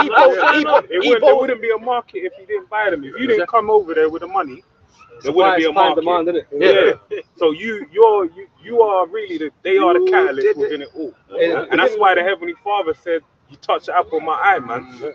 You're ain't going unpunished." That's what when they say that now. I'm gonna face it. Well, does that justify what the so-called white man did? But you know what? A lot of problems as well is our people fall for that shit, man. Black's true, and man, you got the so-called white man sold you, man. He's the culprit, man. So we got the difference is Jake committed sin, but we have a redeemer. Yeah, that's right. That's the difference. Because they do the same thing with black on black crime. Yeah, of course. Jake still put Jake in slavery. What do you think all that the Mexicans are doing to other Mexicans, man? You know what I'm saying? Like they traffic them and all that stuff. But the scripture says all sin is forgivable except for blasphemy in the Holy Spirit, man. So Jake can be forgiven, but Esau can't be forgiven. And you know what? The wicked of our people, that's up to the Lord and us to deal with when we get the power. Not, Esau can keep running that game. You know what I mean? But the 2/3, any of our people doing wickedness, they're gonna get judged by the Most High anyway, and the elect. But that doesn't knock what you did. You eat so-called white people did, man. We're here because of you. Persecuted the church. Now he's one of the main men. The scripture saying the Lord have mercy upon whom he have mercy, man. It's up to the Lord who he has mercy upon. He doesn't have to have mercy on anybody, but he does, and he has a particular people that he's elect that he's gonna have mercy upon, man. Jeremiah 2:3. Israel was homeless unto the Lord, and the first fruit of his increase. All that devour him shall offend, evil shall come upon them, said the Lord. Yep. So that's all the enemies of the nation of Israel, starting with Esau. Edom. Go to Psalms 83. It gives you the list of the nations that came up against the nation of Israel, man. That made a tumult and came together to keep us down, and now you got a bunch of heathens in the Lord's land claiming the people that they're not. You know, it's Revelations 2:9 tells you they're of the synagogue of Satan, man. They're not the real Jays, man. And that's why they want to shut down the internet, because the truth is coming out. Yeah. And they were the main culprits behind slavery. Yeah. Amalek. The Amalek is the leader of all these so-called white people. It says over 70% of the slave owners were Jays. They were Jays. Well, it's they ones that made all the money, right? They were Jays, bro. They opened up all their banks. The Bank of England, all these Lloyd banks. You know, coming out with these fake apologies about slavery and all that, sorry for slavery. But you're still benefiting off that to this day. Yeah. You wanted to I read? got Yeah. Joel 3:3. I was thinking about And they have cast lots for my people, and have given a boy for an harlot, and sold a girl for wine, that they might drink. Yea, and what have ye to do with me, O Tyre and Zidon, and all the coasts of Palestine? So they actually put us on auctioning blocks and sold us for pennies on a dollar, whatever, because we was the natural commodities back then. Yeah. Chattel slavery, you know. That's how America got a fucking hundreds of years head start with slavery. And you want us to just that's so wicked, forget bro. about it. Forget that. But then all these other go on. No, I was just gonna say that's why when you go to the west coast of Africa, one of many places where they got it from, right? One only place. But when you look at the land masses, they were named after their commodity. Because you said we was named as blue commodity. Gold You had the Coast. Gold Coast, Ghana. You had Negro land, which was Nigeria. You had Cote d'Ivoire, which is Ivory Coast, where they get the ivory from. They basically just sucked Congo as well with the rubber. Yeah, Congo, yeah. They just sucked them all. Yeah, it's crazy. Yes. Sucked all their resources and just things basically for them furnished phones. their own land, basically. You know what's funny? You said that because I was talking to a Nigerian cat. I was talking with him, and he was telling me about because I was telling him about he was talking about slavery to me. Spirit was making him talk about slavery, and he talked about this town in Nigeria. It's called Aronchukwu. It's an Igbo town, and they want reparations, but the English government said it never happened. But because he was telling me that basically that town, because they're Igbos, he was telling me that the leaders that helped to sell other Nigerians were basically there was like in-house beefing. Igbos, you know, the different tribes. I don't know. There was in-house wars. So obviously, certain of the people with power helped to topple other little kingdoms. That's how they. So, but that's what it was. Just wicked nigger kings that helped to put other jakes in slavery. That's what he was telling me. But it's a town in Nigeria called Aronchukwu. Look, it's an Igbo, and they told the British government we want reparations for what you did. The British, no, that never happened. They said they're trying to owe themselves no guilt. That's guess the book of, that's Sirach the 5th chapter, from the 1st verse. But you're right, and there's a lot of industries, man, that made Esau billions, man. There's a documentary on Netflix. It's called The Story Of, and they do cheese, they do coffee, and even down to spices. When you study the history of spices, like you go into Tesco and just buy cinnamon, and it's like it's nothing. Bro, them spices made billionaires. There was a time when you couldn't get the spices in Europe, but you couldn't. So they were going over to like Marco Polo and that. Like for instance, chili. Everyone associates chili with India, right? Chili's from Mexico. What else? Vanilla. Vanilla is from Mexico, from an orchid in Mexico. That went from nowhere else in the world. But now they took over those different regions, and it's like, okay, boom, make these spice trade points. There's whole countries in Africa that's really built off making spices. But you understand when you're paying people absolutely nothing for their labor, and you're creating a commodity that you can go back and sell for astronomical. It's just like the drug game. You're making billions. They made crazy money of chocolate alone. People look at chocolate like it's nothing. There was a time, there's a whole street in London where they had the chocolate houses, and that's where all the billionaires were. Chocolate wasn't something that the everyday man had. That was very expensive, and even now they got billionaires selling that chocolate, man. Hershey's, the Hershey's Kingdom. So Esau's made money in so many different ways, man, by controlling resources and labor. Jeremiah 22, verse 13. Woe unto him that buildeth his house by unrighteousness, and his chambers by wrong. Hold on, what's the unrighteousness? They go in and they basically want people to work for free. That's how they did it. Time is money, labor is money. If you could get people to work for free and give you their resources for free, then you're going to be extremely rich. When you've got guys over there and you're paying them a penny to take all of their coffee and then taking that same coffee and selling it in Starbucks for like £4 or £5. It's all profit. The markup and the profit you're making is crazy. Markup, like, It's all profit. That's what he's done, man. 12, 15. Some of those people over there don't even know. They've never tasted a Galaxy bar. They get you the raw material. They don't even know what you're making it over in France and England and what you're making. You know. And another thing they were doing is monopolies. So you got the elite. That's why the average everyday Edomite's down bad, because they got a bad deal. So when you go into the history of like the East India Company and these guys, when they would conquer a place, they would give the contracts to move certain products exclusively to certain men. So like something as simple as bacon, they'll give a man a contract, say you only can export bacon, and that's by order of the king. So if anyone else tries to export it, they're done. Well, imagine if you could be the main exporter of one commodity, something as useless as you think is nothing. Bro, on a grand scale, you're instantly a billionaire of the most, and that's what Jake don't understand. Because Jake when they think about making money, they think of cocaine, basketball, sweating on a basketball field. There's Edomites that sell bolts. Just look at those English, the Nestle and all that. They're fucking wealthy, man. Market share. McVitie's, it's all them white boys in you know, them McVitie's. One of them was in that show. Chelsea. It's made in Chelsea. Yeah. He's just splurging money. Yeah. Living like an idiot, you know. Because it will never end for them. So they think. You got Even what you even mentioned. What about the sugar in the West Indies? The sugar cane. I was gonna say sugar's a whole industry. Even to this day. Cocaine. They fed that into like so many other industries, drinks, food, all kinds of things.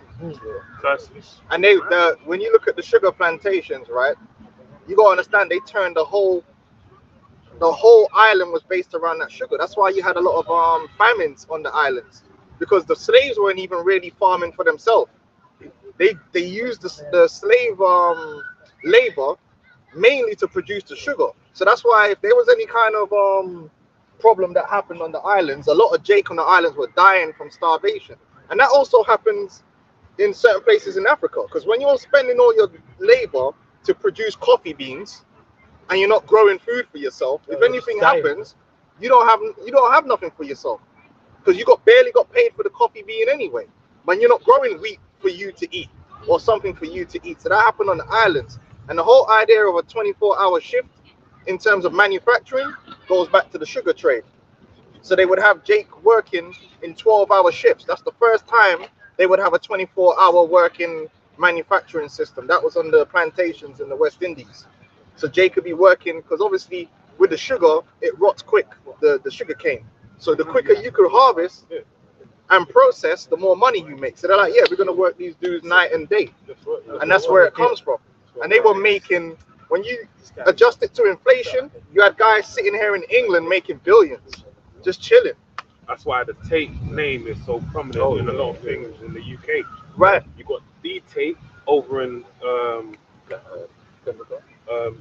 it's Southwark. Southwark. The Tate modern, I'm trying to remember. It's called Southwark. You got Tate, Waterloo, Tate, and then Tate, and Tate. You got a couple things. Yeah, because all those guys were the upstanding men in the British society, even the royal family. They were all invested in the insurance company, in all the offshoot industries from the slave trade that they made money from. And then so once they made all the money from Jake's free labor, then you had the, what's it called, the revolution, the industrial revolution. All the capital for the industrial revolution came from slavery. So all the guys that had all the billions and millions, that's capital. You can now take that capital to invest in machinery, because machinery ain't cheap. So now you take the capital from the slavery into the machinery and build up a whole nother system that you've made. And then you free the slaves, Abraham Lincoln, to go and get them to go work them jobs for free, basically. It's so simple. It's a big game, man. Jeremiah 22 and 13 again. Woe unto him that buildeth his house by unrighteousness and his chambers by wrong, that useth his neighbor's service without wages and giveth him not for his work. And that's basically what they've done. Esau will always find a way to maximize. It's called profit maximization. And he'll act like he's fair, but he isn't fair. He's all about maximizing as much money as possible and basically keeping everyone impoverished, so they have to come working for it for the least amount of money as possible. They'll pay the least amount of tax as possible, and they'll maximize all their profits and keep it all to themselves. That's why you live in a world where 1% of the population has 99% of the wealth. That can't happen if you're paying your employees fairly. And now, well, past the Industrial Revolution, now we're into this new automated system. You got a company like Amazon, who only about 3% of their revenue is going towards employees. So just all the money Amazon's making, think of it, is really going straight to the owners of Amazon. They're not even having to pay people no more cheap wages, because they got robots and shit to do. I was going to say, like with the large companies as well, when they pay out the shareholders, when they privatize and nationalize companies, so they'll, like Thames Water, for example, will get privatized. They pay out the shareholders mass money, then the company's in debt, and then they will nationalize it, use taxpayer money to save the company, and a couple years down the line, privatize it again, and it's just a chain. And that's another thing. I think they said 10% of the American population owns 90% of the stock market. So again, the whole thing is skewed. You know, we already know what nationality on the stock market. Yeah, they are at the head of everything. They control it all. Precept. Yeah. Hold on one second. This is go Ecclesiasticus 10 and 8. Because of unrighteous dealing, injures and leeches got by deceit, the kingdom is translated from one people to another. And what you're seeing now is like Esau Edom hasn't really dealt because you're always going to do something to your benefit. Even when we rule the world, things are going to benefit us more than anyone else. But what Esau does is very parasitical. He has a very parasitical form of rulership, meaning he's not just taking, like, you could take from people. You could rule over someone and say, yo, you need to give me a bit more off the top because I'm the don. Esau's like, give me everything. So what ends up happening is you crush the people underneath you and they end up hating you. Inevitably, the whole world hates the Esau Edom because they're not getting a good deal. When you don't get a good, when your side of the deal is so shit, then of course there's going to be resentment and anger, and that's what Esau's starting to face more and more. People are looking at them like, bro, like, look what you've done. And then you talk about fair trade. It don't make no sense. Bro. Like that's why. Yeah, go on, brother. Habakkuk 2 and 6. Shall not all these take up a parable against him, and a taunting proverb against him, and say, woe to him that increaseth that which is not his. That which is not his, because again, he would go find the resources and find a way to control those resources for himself. And it's always been like that, whether you want to talk about spices, whether you want to talk about iron, or you want to talk about silver or gold. Whenever there's resources, Esau wants to be able to control those resources. He wants to control the manufacturing. He wants to control the labor to skew everything in his complete advantage. And the British had something called gunboat diplomacy, where they would turn up to your nation, park their boats out on the port, send in an emissary with a contract, and the contract's a slave contract. It's a slave contract. You know, it's okay. You're gonna sell your product for your resources for this amount of money, and on top of that, you're not allowed to manufacture anything. That's how Esau used to do it. So imagine you got like an iron. He'll say, yo, you got to sell us your iron for this amount of money, but on top of that, you are not allowed to manufacture this, and this. Sign that. Man's like, hold on, what? I'm not signing. Then it's like, okay, you take man to the window. You see that boat over there? Yeah. The cannons are already set up for your port. So you can either sign this right now, or we'll destroy your civilization. That's that economic hitman. And that's why it's called gunboat diplomacy. And so they sign on to the contract, and all of a sudden, you've just turned your people into a vassal. Because now you're going to be giving him your resources. You're going to take the iron, he's going to go back to his country, and he's going to make tools with it. Come back and sell you those same tools for 50 times the money, to the point where you're going to be in debt to get those tools. But to make those tools, it came from where you are. But you can't make them because you signed a contract. They do that in Africa all the time. Chocolate. Cocoa will go from one place, go to Europe, they turn it into chocolate, and then take it back over there and sell it for a crazy markup. Oil, same thing. That's why he said Esau lived by the sword, man. Because he went around threatening everybody. That's why you got the brick nations now. They're trying to, the de-dollarization. Everyone's trying to step away. But they're from the dollar. Esau too. Yeah, they're Esau too. But Because don't get it twisted. Esau running the bricks too. no, That's why obviously, of course. the bricks ain't coming out from underneath Esau. They are Esau. No, I'm not saying there's that separation though, because everyone's trying to step away from it. Basically, the downfall of America. Yeah, the dollar. But Yeah. remember, Esau in America. Esau's system is beyond America. He controls both sides. Esau controls Russia.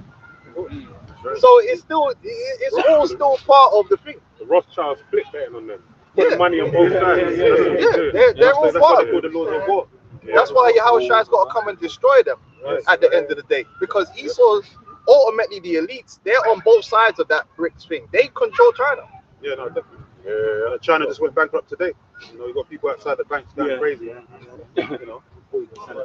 Yeah, Ecclesiastes 5:1. Yeah, there's a difference between America and Esau, the elites, man. They're above all that shit. They control all the currencies, all the central banks.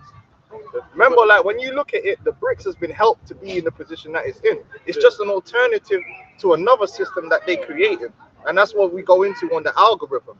It's an alternative system, but it's the same system. And if you look at it, it's all heading in the same direction, which is what CBDCs, the MOTB. So it's the same system, but they're using the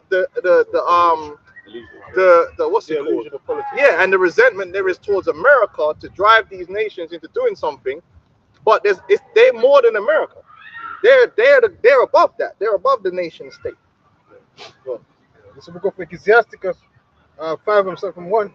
Set not thy heart upon thy goods, and say not, I have enough for my life. Right, that's the elites. These families all over the world that have made their wealth, that deep wealth that Jake don't understand or know about. There's families out there with crazy wealth. Even if you go to Brazil, right, type in the richest families in Brazil. They're all conquistadors. Every single last family traced their roots back to Portugal, and these guys are caked. They'll be like 4 brothers, and then you see their worth. All of them crazy millionaires, and the sister. That's how it works. Same thing if you go to Mexico. Just type in richest families in Mexico. You'll see them, and they got their fingers in all the pies, and they're really the ones moving and shaking and controlling everything behind the scenes. And a lot of them, they're not household names, because most of Esau's wealth is not famous. That's why they created the celebrity society, so you can focus on LeBron James and this celebrity and that celebrity, but you don't really know the Koch brothers, The Forbes. the Forbes live, and even the Forbes live isn't, again, you ain't gonna find the richest families on the Forbes list.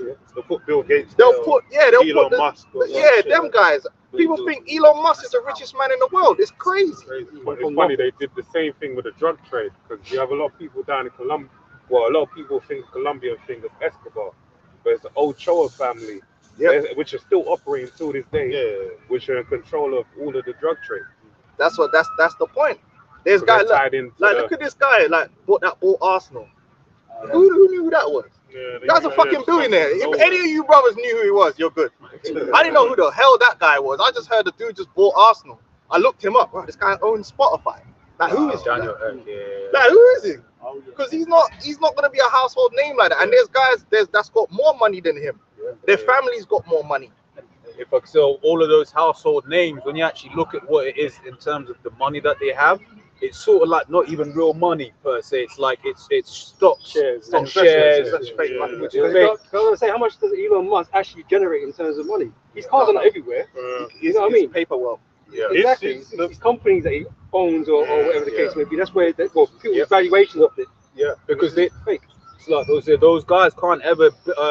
Bezos can never cash out, because if he cashes out, he crashes the economy. It's not liquid. It's not liquid at all. None of them have These guys own land and they own the country. Even the Rothschilds, I've seen it in the 18th century.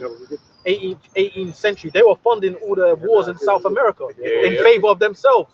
In the Brazilian revolutions, all of that was funded by the Rothschild family out in Europe. It's like, if I can just say, because if I'm not mistaken, how can Daniel Ek, the guy of Spotify, be a billionaire, but Spotify's never made a profit? Spotify's in a loss. How much do they generate what they're supposed to be. You got to look at the guys that were doing hard industries, the guys that were had all them monopolies 100 years ago. They're the ones that actually made gold and silver and have land and resources, and they have all that paper wealth too, but it's all hidden behind hedge funds and all this crap and BlackRock and all that.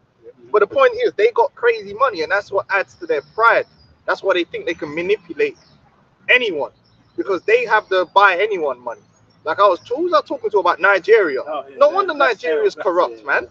Bro, how can if you're on minimum wage in the UK, you're earning like 100 or 200 times what a man on minimum wage in Nigeria is earning. You could buy a Nigerian for cheap. For cheap. Like, and not just, we're not picking on just Nigeria. People talk about it. I know a man that I go back to Bangladesh. They'll give a man 20p and they'll get the works. You know what I mean? Head massage. You probably get extra. You get everything, man. Man to give you a daughter also. More than a happy ending. So imagine how these billionaires, they buy and sell people in countries. Like, how much is it going to take for you to look the other way? How much is it going to take you to sign this contract and sell out your whole country? You don't. You could buy a man cheap when you're a billionaire. What's it going to cost you? I got something. It says James 5:1. The heading says misuse of riches.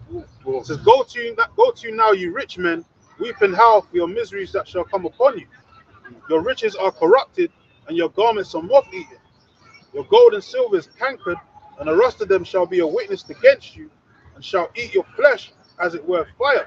Which goes into the situation because they defraud people, man. That's what Esau. And another thing, when he sells you his products, there's a lot of fraud going on. A lot of times the products are killing you and they're being misrepresented and misadvertised. You know what I'm saying? All of it is willful obsolescence. Whereas it's planned to like depreciate over the course of like usually like 3 years. So then you got to either go for repairs or go for a new one. And I think Apple was the one, they got taken to court multiple times for doing it with like the iPhone. But then it's like in every industry, like cars is a good one. The pharmaceutical hospitals, the pharmaceutical industry, man, they create a problem that they're gonna fix later on down the line. You know, and make money out of it. We had during the COVID, we had Johnson & Johnson, major lawsuit because that shit was killing babies for years. Even in America, like the price they pay, they'll like have American companies produce a drug and they'll sell it in Australia for like 10p. But then sell it for $20 in America. Insulin is an example. Yeah, a man's dying for themselves. But they know you need it, so they're just like, you better give me that $20. Then the man goes shoot up the school sign. That's crazy. Insulin's like $100. It's crazy. Says ye have reaped heaped treasures together for the last days. So behold, the hire of the laborers who have reaped down your fields, which is us, the slaves. Says which is of you kept back by fraud, crieth, and the cries of them which are reaped have entered into the ears of the Lord of Sabaoth. Like even down to the taxation system, the whole, like the brother was going into earlier, the whole system of taxation is really a redistribution of wealth from the poor to the rich, because the poor get taxed so many different ways, but the rich have so many different ways to avoid tax. And then not only that, people look at, like I said, they look at places like Nigeria where the politicians, I know the brother sent me the video, they're making their money out the government. But so do these guys. That's how they work. We see it happen in live during the C19, where they were giving their cousins and that contracts to bring in what's it called? PPE. Man's cousins getting the contract. Bro, and they said like it was billion, like 1.2 billion. And they said they didn't see no PPE for like 3 months. It's all a joke. Microsoft. Let's talk about Microsoft, man. I remember when I was in school. I grew up when computers were like coming true. You remember when we were in school? They set up the. I'm thinking every computer had that licensed Microsoft on there. And then I talked to the guys like, every computer we have to buy a Microsoft license for that computer. And then I was thinking to myself, hold on, that's crazy. So you mean every computer in the UK has decided to give Microsoft worldwide that money? And I'm thinking to myself, is there an alternative? Linux. Linux is okay, free. so then why is it automatically Microsoft getting this contract when there's a way to provide you with a similar software for a fraction of the price? To prove the elder right is when you work with software, no one likes working with Microsoft. Most of the software websites, it's all Linux because it costs too much. Exactly. So that's how you know that, like I said, the redistribution of wealth is they give certain people, certain companies, the government contracts. So you're getting taxed, or they're borrowing the money and then paying it to themselves. Just like when they were giving the banks money, they were stimulus. The stimulus package was going to the elites. Yeah.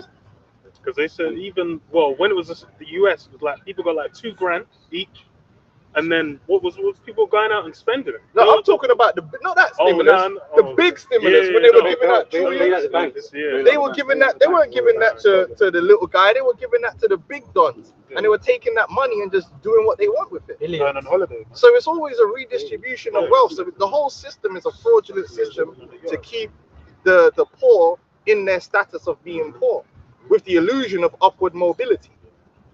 But that's not the case. And then the whole middle class got destroyed during the COVID as well. Yeah, they're getting diminished. They destroyed the middle class. Well, finish off. No, who had 5 and 1? Yeah, finish that one. Oh, yeah, finish that. This is Ecclesiasticus 5 and 3. And it say not from the top again. 5 and 1. Set not thy heart upon thy goods. And it say not, I have enough for my life. Right, so the elites think that their money and their wealth, which it brings, is enough to save them. Like they can be delivered from any circumstance. That's their belief, that's their mindset. And when you got that type of money, it will make you proud. When you can buy and sell people. Even them Arabs are proud, and they don't have as much money as Esau. And if you know people that work around them Arabs, they will do things on purpose just to show you that, fuck you, I got money that you just need to shut up. Remember one guy was telling me he used to do the chauffeur, and he said the Arab don would just come in his car, drink some water and spit it out on the floor in the car, just to show you, like, listen bro, don't worry about that, I'll pay for all that, that's how I am, you can't do me nothing. Fuck your couch, nigga. Yeah, that's how they are. Because that money makes them proud, because they know that the type of money they have, people will do anything for it, even a little tiny bit of it. Yeah. They'll give you 50 grand and you'll do anything. To them, that 50 grand is like 5 pieces. It's peanuts. You got women over. It's peanuts. You got women doing the porta potty. You got men doing the porta potty. Yeah. Everyone's doing the porta potty for the money. Dubai to get some money. They'll do anything for that money. Hey, that's why the whole celebrity industry is built like that. They can make anyone jump through hoops for what for them is a lot of money. But for these guys, it's like, yeah, we gave him 500 grand. Now man's jumping through hoops. Because they have that kind of money and resource behind them that any problem can be solved. They can buy security. You know what I mean? They can pay off enemies. You know what I mean? One second, I will get to that. Go on.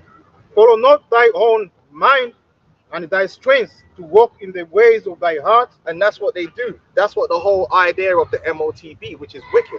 The whole mechanism of the mark of the you know what is a very wicked and demonic mechanism. It's very arrogant. It's breaking a lot of laws in the scriptures. Because first of all, you got to census Israel to do that. You're not supposed to do that. Census the people and number the people. But they want to be able to control everything, right? But they got the money and the resources to do it.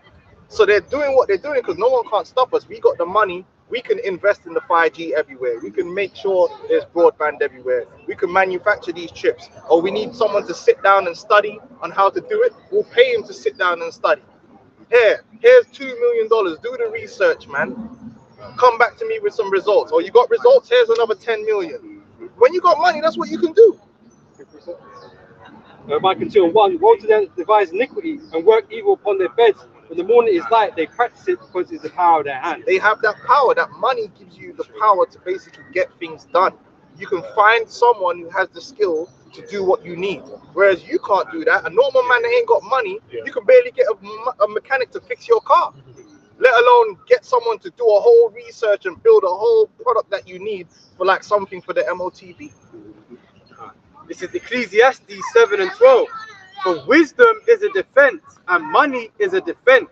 But the excellency of knowledge is that wisdom giveth life to them that have it. And that's where they're going to come a cropper, because in the end, that pride that's driving them towards this very end is going to lead to their own destruction. Go on. 3, and it say not, who shall control me for my works? And that's basically what Esau said. Who is going to stand up and punish me and control me? when you look at the elites, I'm talking about the real elites of Esau, even after slavery was abolished by the British Navy, right? Which they just ran that shit on the black market and made more money off it, if you know. Hardly anyone ever actually got persecuted in court for breaking that law. Well, it's kind of it's like the whole like seafaring business kind of shifted, because it was like pirates were taken over, then they paid people to do piracy. Yeah. Then them man just joined in the pirate, like it was all a black It market. it's a black market. Yeah. When you're the one with the power and the control, that's automatically a system to set up for you to have pride, because who's going to punish you? When Esau wants to go, if Esau wants to go and slaughter a whole bunch of people somewhere in the world, who do you look to make that right? Yeah. Priest. You got to look in this world. You got to look to him, but he's the one doing it. He's the one doing it. Yeah. When the guy who has the power Takes you and to the authority is the one that's the criminal. Yeah. When the criminal has the power and authority, who do you go to for the criminal? And that's so the criminal feels emboldened. Right. Who are you gonna go complain to? So Esau does what he wants, blatantly in your face, just like what he's doing over there in Palestine right now. It's so blatant and obvious, and all people could do is run up and down and free this and free that. Yeah, but automatically speaking, who is gonna stop Netanyahu from doing what he's doing? Who? You got the Hague, right? The Hague. Let's say they find man guilty. How do you enforce that? When the Native American Indians went to the American High Court, they won their case against the American government to get their lands back. What did the president say? Okay, the court made that judgment. Now enforce it. No army. You and what army? In order to execute a judgment, you need power. Esau's the one with the power, so their mindset is, who is gonna come here and tell me I'm wrong and make me pay for it? If I can say on with the Hague, basically there's an American law called the Hague Invasion Act, which basically says if you prosecute an American, we will invade the Hague. There you go. There you go. So basically they're untouchable. That's the mindset that they have. That's why Jake, when you're pointless running up and down in the street like madmen with your pen, you get your pens out, you start writing stupid shit on placards and holding your damn shoulders up. Just go to the gym and do some shoulder press. What's the Esau not gonna listen to you? When you got power, you don't protest. You just tell a man, yo, and they have to listen and do what you say. When you got to go out there, no justice, no peace. Exactly. Brother man are sitting in their house eating caviar and shit like, yo, what's these man doing out here? It's like you're begging. Yeah. Obadiah 1 verse 3, to the pride of thine heart have deceived thee, thou that dwellest in the clefts of the rock, whose habitation is high. They say in his heart, who shall bring me down to the ground? That's right. How you talking about reparations? So Esau has to be the one to go into his own pocket to give you reparations, because you ain't gonna make him give you reparations. And that is the reality of the situation that we're in. We have an enemy who's got that power and he's proud. He ain't gonna do the right thing. Why would you? Jacob walking around like, which criminal has ever prosecuted himself? Show me. Which man has said, you know what, man, I'm just gonna hand myself in and I'm gonna judge myself and I'm gonna give myself the maximum sentence? Nah.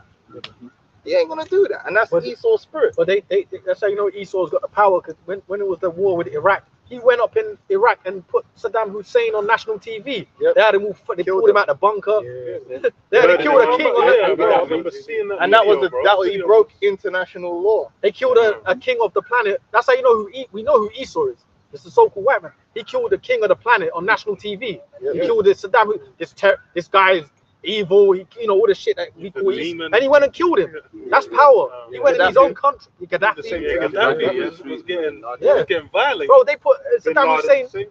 Yeah, Saddam Hussein was on that national telly. He was trying to plead his cause. Esau. They were. They killed him. They were like, they murdered him, bro. They did the same to Gaddafi. And that's what you're going into. Esau, he ain't got that yet. It's coming. That's why they're so proud, because no one's been able to really challenge them on that level and make them pay. Esau's made each other pay. Yeah. They've gone at each other and put each other under subjection, but no one's been able to come in, especially Jake. No one has been able to come in and make Jake, make Esau do anything. Even the civil rights movement, Jake didn't make Esau do anything.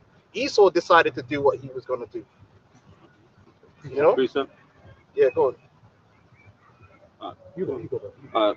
Psalm 73 and verse 3. For I was envious at the foolish when I saw the prosperity of the wicked. For there are no bands in their death, but their strength is firm. They are not in trouble as other men, neither are they plagued like other men. Therefore pride compasseth them about as a chain. Yeah, and all you got to do is go on the internet, right? And they love to make mockery of other countries and the perceived inferiority of other countries socio-economically. They love it. If you're on Twitter, like, boy, you just see them talking, look at their country, look at the way they are, they're dirty, everything's messed up, blah, blah, blah, blah, blah, blah, blah. That's how they are, because they know they don't necessarily live like how the rest of the world, what they call the third world or even the developing countries, they don't live like how those people live. Like them man live. There's places in the world where, that's why when these men in London are crying about poverty, brother, there's places that it's a mad thing. Man are literally living in rubbish heaps.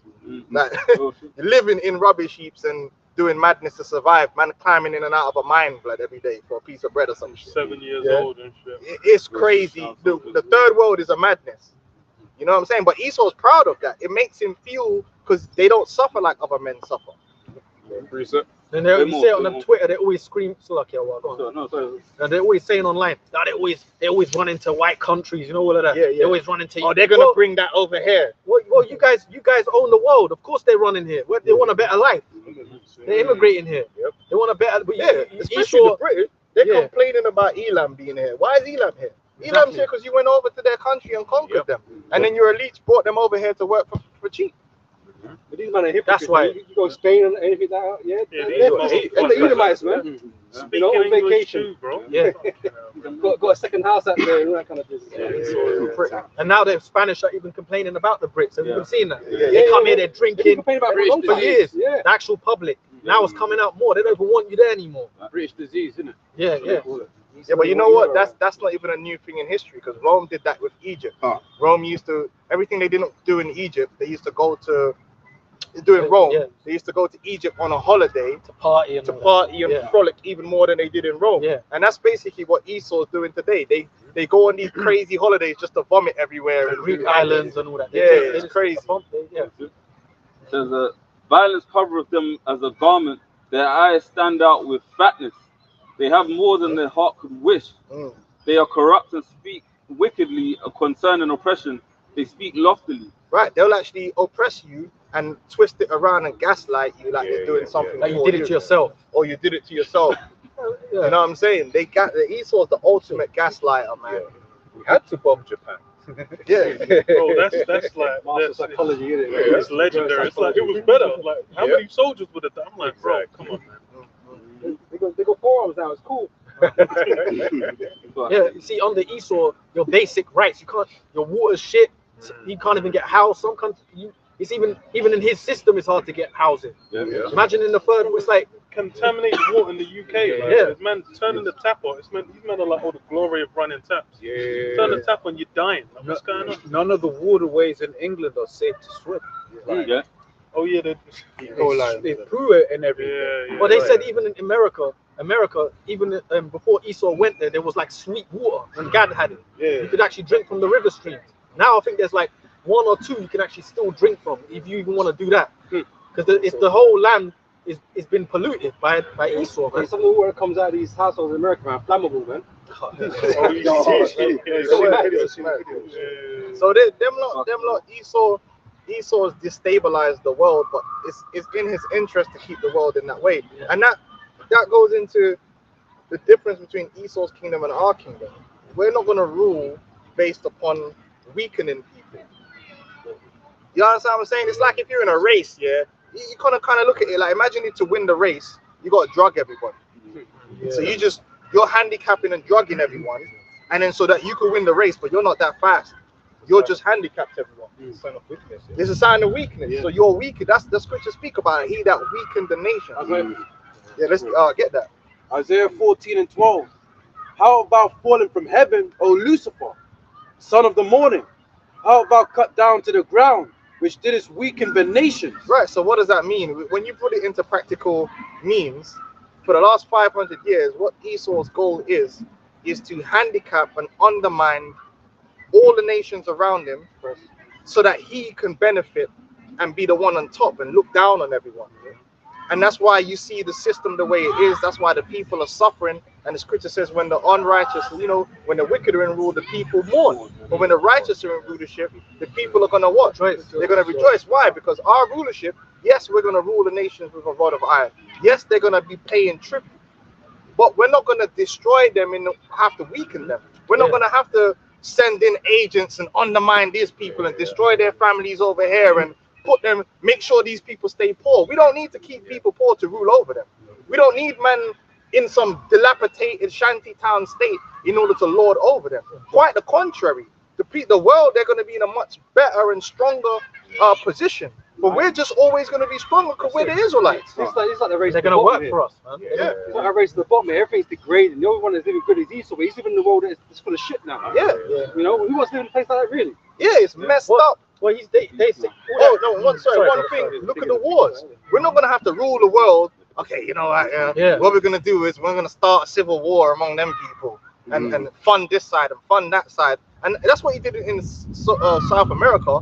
Just kept destabilizing the place because he knows in that destabilization they're weak, and anyone that's weak, he can always come in and benefit. Even when you go back to so-called, West Africa, one of the main reasons Esau was able to come in and do what he did was because the people were so divided and they had already had years of infighting, which is destabilization. Esau's hardly ever conquered the people that were all together as one, united and strong. No, you got to undermine them. The Native American Indians did the same thing. Divide and conquer. Destabilization. I was going to use that example with Venezuela because they had that American puppet trying to go off the office and they created all kind of madness in Venezuela, man. And then one man died, Hugo Chavez, he died. And then the other guy that was supposed to be his predecessor, man, was struggling, man. Because of all the turmoil that America caused. And what does that cause? Mad inflation, and money was going crazy and shit. And then they can go and take advantage of that. Meanwhile, the people are suffering. We're not going to rule the world like that. The world that we rule is the nations are going to rejoice that the Israelites are in rulership, man. Esau's too much. Habakkuk 2:15. Woe unto him that giveth his neighbor drink, thou puttest thy bottle to it, and makest him drunken also, that thou mayest look on their nakedness. And that's what he does. He puts poison. He poisons people. Poisons their minds, poisons your families, so he can control. And that is the opposite of what we're going to do. We're actually going to uplift the world. The world under our rulership, there's going to be more knowledge, more wisdom, more stability, more strength, more life. No war. No war. But we're still going to be on top and we're still going to be benefiting more than anyone else because we should be. There's nothing wrong with that. But not like how Esau, man. Esau, he's there's no harmony in what he's doing. There's no sustainability in what he's doing in the earth. Clearly, it just doesn't work to be like that. His world just produces suffering. That's it. And then so he could stand up there like, look at everyone suffering. He's a sadist. Very sadistic. He enlargeth his desires hell. And that's another thing. You got to even when we rule, we're going to respect people's inheritances. You can't have this mindset that everything belongs to you. Like Esau's mindset is no one. Even when Israel came out of Egypt, what did the Lord say? Yo, that's their inheritance. I got an inheritance for you. That's why we said to Esau, we're not going to take nothing from you. We'll even pay for the water. Esau's mindset is no one should have an inheritance. Everything should belong to him. You will own nothing and be happy with it. That's what they say. That's what they say. That's a wicked mentality. It's like, bro, like, what? Can't you let somebody have something? You can be rich and have another man have something. But Esau's like, nah, I need to be rich. And everyone else needs to have nothing. Even though he's got everything. Even if he's got more than what you need. He's a sick man. And they would say, you mentioned it, they're gonna make this country like that, like they're gonna bring the problems of their country here. Well, all them third world countries, their projection of Esau, because Esau's about violence. That's actually all these Edomites that are so upstanding, they're really violent. That's your mindset. So, operating completely autonomously until Esau came in. It's a projection of your creation, man, how you wanted it, right? So if I can add as well, that a lot of those nations that are now, maybe not the third world, but a lot of nations now are like, we don't want you to become in it. That's why you get, because he's going to do what? He's going to bring feminism into your country. He's going to bring democracy, and then all of that stuff brings in degradation, man. Well, you got that one leader in, I think it's, what country is it? Guinea, one of them countries. I was saying Traore or something like that.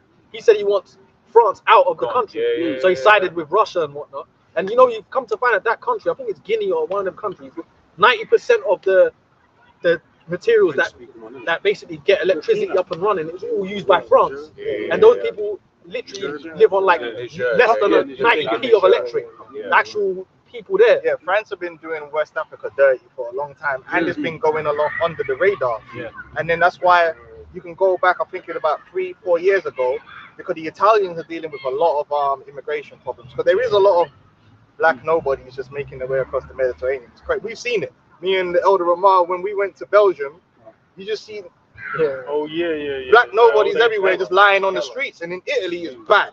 In Italy, it's just you're on the beach and the man are trying to sell you like t-shirts. Yeah, man. Because everyone's seen the videos of guys in Milan bathing in the they're bathing in the sea. They have got immigration from, but why is that? Well, the Italian foreign minister cursed out France. She said, listen, the problem that's going on is because of you. Because you are impoverishing all these West African countries that are your ex-colonies. So the members of these countries are leaving, because no one ain't gonna leave a good situation to go somewhere else. All these people that's leaving tropical fucking paradises all over South America to go to America, they ain't doing it. Why would you leave your family and go on a 4,000 mile flipping, risking your no? They're doing it because there's gunshots popping, there's poverty, there's problems where they are, so they're leaving. If those problems didn't exist, they'll probably stay where the hell they are. Remember that is Amalek from the States. They were maybe not having the best life, so then they'd go over to Israel, start living better. But now we've got shit, they're going back to America. And Esau caused them problems. I think, was it the Truman Doctrine? Or one of them doctrines? I don't know, that might not be the right one. Where they did all that stuff in South America that destabilized them. Monroe, that's it, that's right. This is Proverbs 29:2. When the righteous are in authority, the people rejoice. But when the wicked beareth rule, the people mourn. And that's Esau. Esau's the wicked, and they want to be, they're like Homelander, man. They want to be worshipped, and they want everyone to say, oh, look at him, he's so great, he's done so much for the world. Thank God that he would really and truly. No, they're gonna thank God that the Israelites, they're gonna pray every day. Oh man, you know, the sons of God are in control, man. And everything's blessed, because under that man was trying to transgenderize. There was bare bloodshed and death and all sorts, man. And he weren't trying to push the right way in the earth. He was pushing the opposite.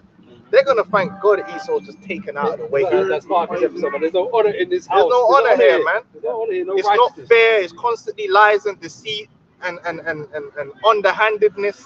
The World Bank, everything that he sets up to help people is working against people. Abortion ships, all sorts. Man. Yeah, that's crazy. I have a precept, bro. Yeah, go on. This is Ecclesiasticus chapter 10:3. An unwise king destroyeth his people, but through the prudence of them which are in authority, the city shall be inhabited. Right, because under Esau's rulership, when you really break it down, because all these world events, believe it or not, Esau's behind them, because he thinks he's in control. That's why we tell man, you got to also remember there's an aspect where even the other side isn't really the other side. That's all fun and games, isn't it? Even the other side is like Russia and them, like they're against America, but what they're doing is still part of one big plan. It's just that they think they can control it. They think they can control everything to get their end, which is the MOTB. But they don't realize that the scripture says the Lord taketh the wise in their own craftiness. The very mechanisms that they're playing out, thinking they can control both sides and puppeteer, there's another puppeteer above that that's going to take control, and it's going to go left. And that's where you're going to get the complete destruction of America and everything coming down on their heads. Right? Oh yeah, no, I lost my train of thought there. Okay, go on. I'll get back. Yeah, it says the power of the earth is in the hand of the Lord, and in due time he will set over one that is profitable. Because going back to it, so when you really break it down under Esau's rulership, they said the CIA pretty much has started most of the wars that's ever happened in the world. Like Esau doesn't really seek to bring peace or benefit to the world. He's actually caused a lot of pain and anguish in the world, and that's through his lack of wisdom. Whereas in our kingdom, we're gonna do away with all that war and the infighting and injustice. Because one thing, what causes war? War has always been for the same thing. People say it's about religion. That's not really. Always about covetousness. War has always. No one goes to war, right? Because another guy believes something. Come on, bro. I've got my family here. What am I gonna get out of it? Who's ever gone to war and you're not gonna get nothing out of it? The Crusades is a prime example. The man did the Crusades because they wanted land in the Middle East. They didn't go, oh, God wills it, the Christian. No, bro, they wanted land and power. People go to war and they use religion as an excuse, or this person did this, that's the excuse. But really, the elites that's controlling it are doing it because they want to benefit. War usually happens because I want that piece of land that you got there, and you're like, no, it's mine, and now we're going to fight over it. And whoever wins the war at the end is going to get that land. To the victor belongs the spoils, isn't it? To the victor belongs the spoils. That's pretty much every war in history, pretty much that's what it's over, right? That's not going to happen in our kingdom because one, every nation is going to have their inheritance, and two, if you transgress another man's landmark, you'll have us to deal with. There's not going to be no backward and forward. We're just going to turn up, yo, what's going on? Punish who needs to be punished, and that'll be the end of it. There's not a 50-year war and everyone's, no. Everything's going to be kept in order, just like how you keep your sheep and your goats in their different enclosures. Esau don't do that. Esau fosters war and benefits and give this guy this and give that and let them kill each other. Well, this is why we're going to make kings and priests on the earth, man. To be judges over all the nations, man. To tell them what's what, tell them what's right, what's wrong. And to bring justice. Because all the people cry out in the world all the time, oh, there's no justice. Yeah, it's because you got a demon running. He ain't going to do what's just. He's going to do whatever benefits him and where the money's at. You know? Otherwise, he won't care. Was you finished there?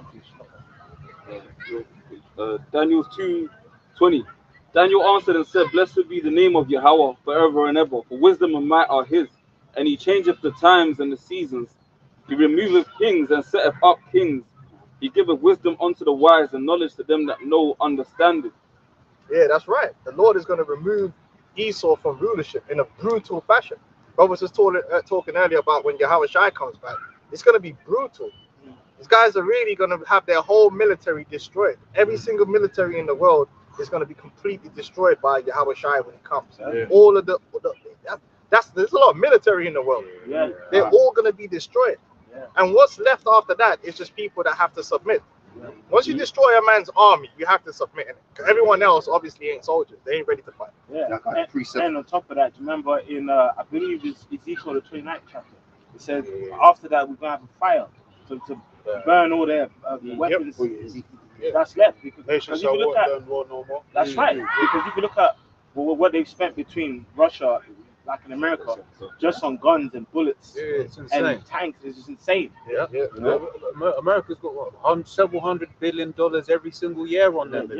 Big budget. Well, your money goes where your heart is. That's it. Their heart is in the sword, man. But these Christians, they love thy neighbor and all that shit. It says in Psalms 140, they're continually gathered together for war. War's in their heart. And they gaslight, and then they come gaslight us. Oh, you guys preach hate, brother. You manufacture hate, fam. You literally got big 50 caliber rounds that you're printing out like on a fucking conveyor belt, man. You're manufacturing warfare and hate. Like, oh, you guys are preaching hate. God says love everybody. Then what? Then why are you spending all that money on your military? Oh, it's to defend ourselves. Then build a wall.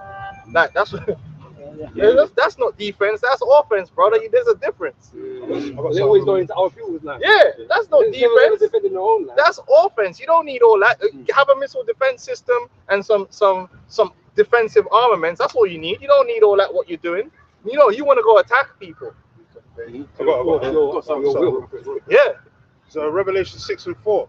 And there went out another horse that was red, representing Esau Edom. It says, and power was given to him that sat thereon to take peace from the earth and that they should kill one another, like we were talking about. And really Esau, like when you really break it down, Esau has been behind all of these wars in one way or of another. He has manufactured, and even you go to World War One, that was a very devastating war. Yeah. World War One, they thought that was the end of the world, man. How crazy it was.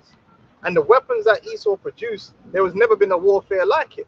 Usually man turn up with some bow and arrow and some swords, and man do the warfare, and once you chopped enough man down, the next man are all shook, so they run anyway, and then kind of like the war's over now.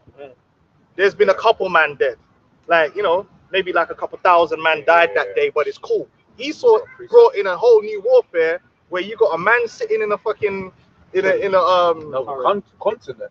Well, no, I'm talking about World War One. You don't just have a man with a machine gun and a guy feeding him with bullets, and they just got a next man over there. And because the military, when you read it, they were still, these generals had lived through a different type of warfare to a new type of warfare, so they hadn't adjusted. So their thing was obviously back in the day when it was just the musket gun, you just throw numbers at it. You just throw men at it, we'll get it. Like, do that. The machine gun changed that whole game. Machine gun and shelling. But they were still throwing men at it. Yeah, go up the trench. Forward! All dead. Oh shit. Okay, you next 10 man. Up, forward. So you had like fucking trench warfare in Europe where you just had thousands of men dying over a piece of land between here and there. Get it for a week and then lose it. Yeah, no strategic advantage. Bro, it was a meat grinder. And Esau set that up. Lazy injuries. But it seems to me it was a fight, man, dropping bombs on planes. Bro, that's how you started getting shell shock. Because them bombs just come, like, boom, oh shit, like Cauterization. Like, you remember when you have like certain new wounds? Yeah. They'd have to get hot, fucking to burn it and that oil and burn it. Yeah, it was crazy. Yeah, boy. The Esau set up World War One, World War Two. Most of the wars are proxy wars after World War One. They were the wars between Russia and America by a proxy, including Vietnam, Afghanistan, recently in Libya. We could go through the long list. Well. Like, it's all Esau. And a lot of people have died in these wars, man. Even it's the Muslim threat. Being funded by America. Afghanistan was what was like. Russia was up in there one time. Yeah, they had Rambo up in there, remember? The movie with the Rambo. Yeah, and he was. And that shows you how wicked Esau is, because in the movie, the Mujahideen was with Rambo, right? And then now Esau flipped it, like everyone's It's like, fuck them, they're devils now. they're just evil off the bat. They're just born evil. With a beard. It's like, yo, what the fuck, man? We was in Rambo 5 and shit. Rambo 3. It's ultimately speaking about the nukes. This is Isaiah 9 and 5. So for every battle of the warrior is with confused noise and garments rolled in blood, but this shall be with burning and fuel of fire. Yeah, and to even invent the nuclear weapon, you have to be a demon. Because you're actually destroying the territory that you're bombing, that you can't even live there. That's crazy. Like, the whole point of defeating an army was to take the land. You can't even take the land once you drop an 8A bomb on it, man. No one can't live there for the next 2 million years. You're going to take chariots to come and fix that. Because they could open up the atom, but they can't close it back up. It shows you that they're an idiot. They open Pandora's box, man. And the excuse of the war, but then it's like, I'm like, bro, it's like after the war was done, man didn't just say, okay, now we're done. We're sealing this, we're putting it in a canister, we're shooting it into space. No, they continue. They doubled down. Which they declared war on Japan. Obviously, if you watch the movies like Pearl Harbor, they'll make it look like the Japanese. No, Japan had their own thing going on that side of the world. The British and the American were extending their empire into the east. And the Japanese were like, no, we want to keep the East for the East. And then because the Japanese were coming up against British and American imperialism, they decided to put an oil embargo on Japan to stop them from getting oil. Which, if you know anything, an embargo is a declaration of war. So as a result of the embargo, they attacked Pearl Harbor. So it wasn't like they just attacked Pearl Harbor for no reason. But let Esau tell the story. And It's kind of why they lost China as well, because it's like they couldn't maintain like their ships. yeah, they were over there. What about shipping opium into China? Yeah, that's all kind of shit. Bro, they fucking decimated China. Yeah. And that shows you the whole thing. What they did with Jake with the crack epidemic ain't nothing new. Esau is a let me say this, man. Niggas need to stop making all these damn fucking drug dealer fucking programs, man, and making Jake look like the ultimate drug dealer in the earth. Jake ain't the ultimate drug dealer. Esau's been selling opium and drugs. He got a whole country hooked on opium from way back. The East India Company. They know how to move that weight. Yeah. Make more programs about Esau, man, because he's the real drug dealer. If they do, they won't get them Netflix. Like the Supercell thing was alright, but there was too much of that gangster. The niggas getting powers and still selling drugs. I don't understand it, bro. Say the good thing is the power. Yeah, but the niggas they made a nigga get super speed and started moving 10 bags like Benzes and shit, man. Apes. Nigga, you got super speed. Why you doing, bro? That's the best thing. But that's the thing. When we get a transformation, it's a whole transformation, man. We ain't getting power. We have the mindset to go with it. The nigga's got the ability to turn invisible, and he's like, yo. First, we're gonna take over East. Like, what are we talking about here? Wait, hold on. You want to sell drugs, nigga? You could turn invisible. You know the amount of things you could do, like to make instant money, bro. That's an example of the 2/3 they had experience. That is crazy. But Esau trying to put that on Jake. Esau's putting that on Jake, man, and keeping Jake's mindset low vibration, man. This is like Volkan's like these niggas can't get powers, man. That's not reality, man. Come on, man. That's just them, man, writing that in because they want when he pushed the show to them, all they were thinking was Top Boy. That's why if you make a black program, they're like, okay, yeah, it's got to be like Top Boy because it will be successful. So that's why they just, When Top Boy meets Marvel, that's what they. So then all the Top Boy fans can go and watch that because it's got ghetto in there and them man are moving cocaine. It's like, bro, you become a god, you're gonna get spiritual power. You're gonna go kill cocaine. Bro, you can turn invisible. Do you know the amount of how easy you can make money rather than go start a drug war? My man's there. He's going to a bank invisible. My man's got no money in the account. He just punches the jumper. He busts all the money out of it. I'm like, bro, you don't even need to do that. But he didn't know he had the power. He didn't know. And then after he went to rob a safe. You know from drug dealers. It all had something to do with it. That's why I was thinking, why is it so got to be? But I get it. To get the Netflix money, Jake always has to be power or some shit. You know. Say Netflix is a big a spreader of wine, of Esau's wine. Like there's this new show showing here, but it's about basically Japanese modes, man. Right? Yeah, the new. And I'm just there like, right, they don't accept that because I tried finding the Japanese response to that. All you're seeing is Variety magazine, Pink News, they don't rate that shit. All from saying it's a great watershed moment, this, that, and the other. Right? Part of that strong drink, man. Yeah, they just like the stereotype shit, man, and like it's disgusting. Me personally, I hate when they keep putting Jake into this gangster stereotype because most Jake ain't even like that. They try to enforce that. They take this minority of among Jake and then make that into like what everything is. So everything's got to be surrounding selling crack or something. Yeah, go on. Deuteronomy 28 verse 7 is part of the curses, right?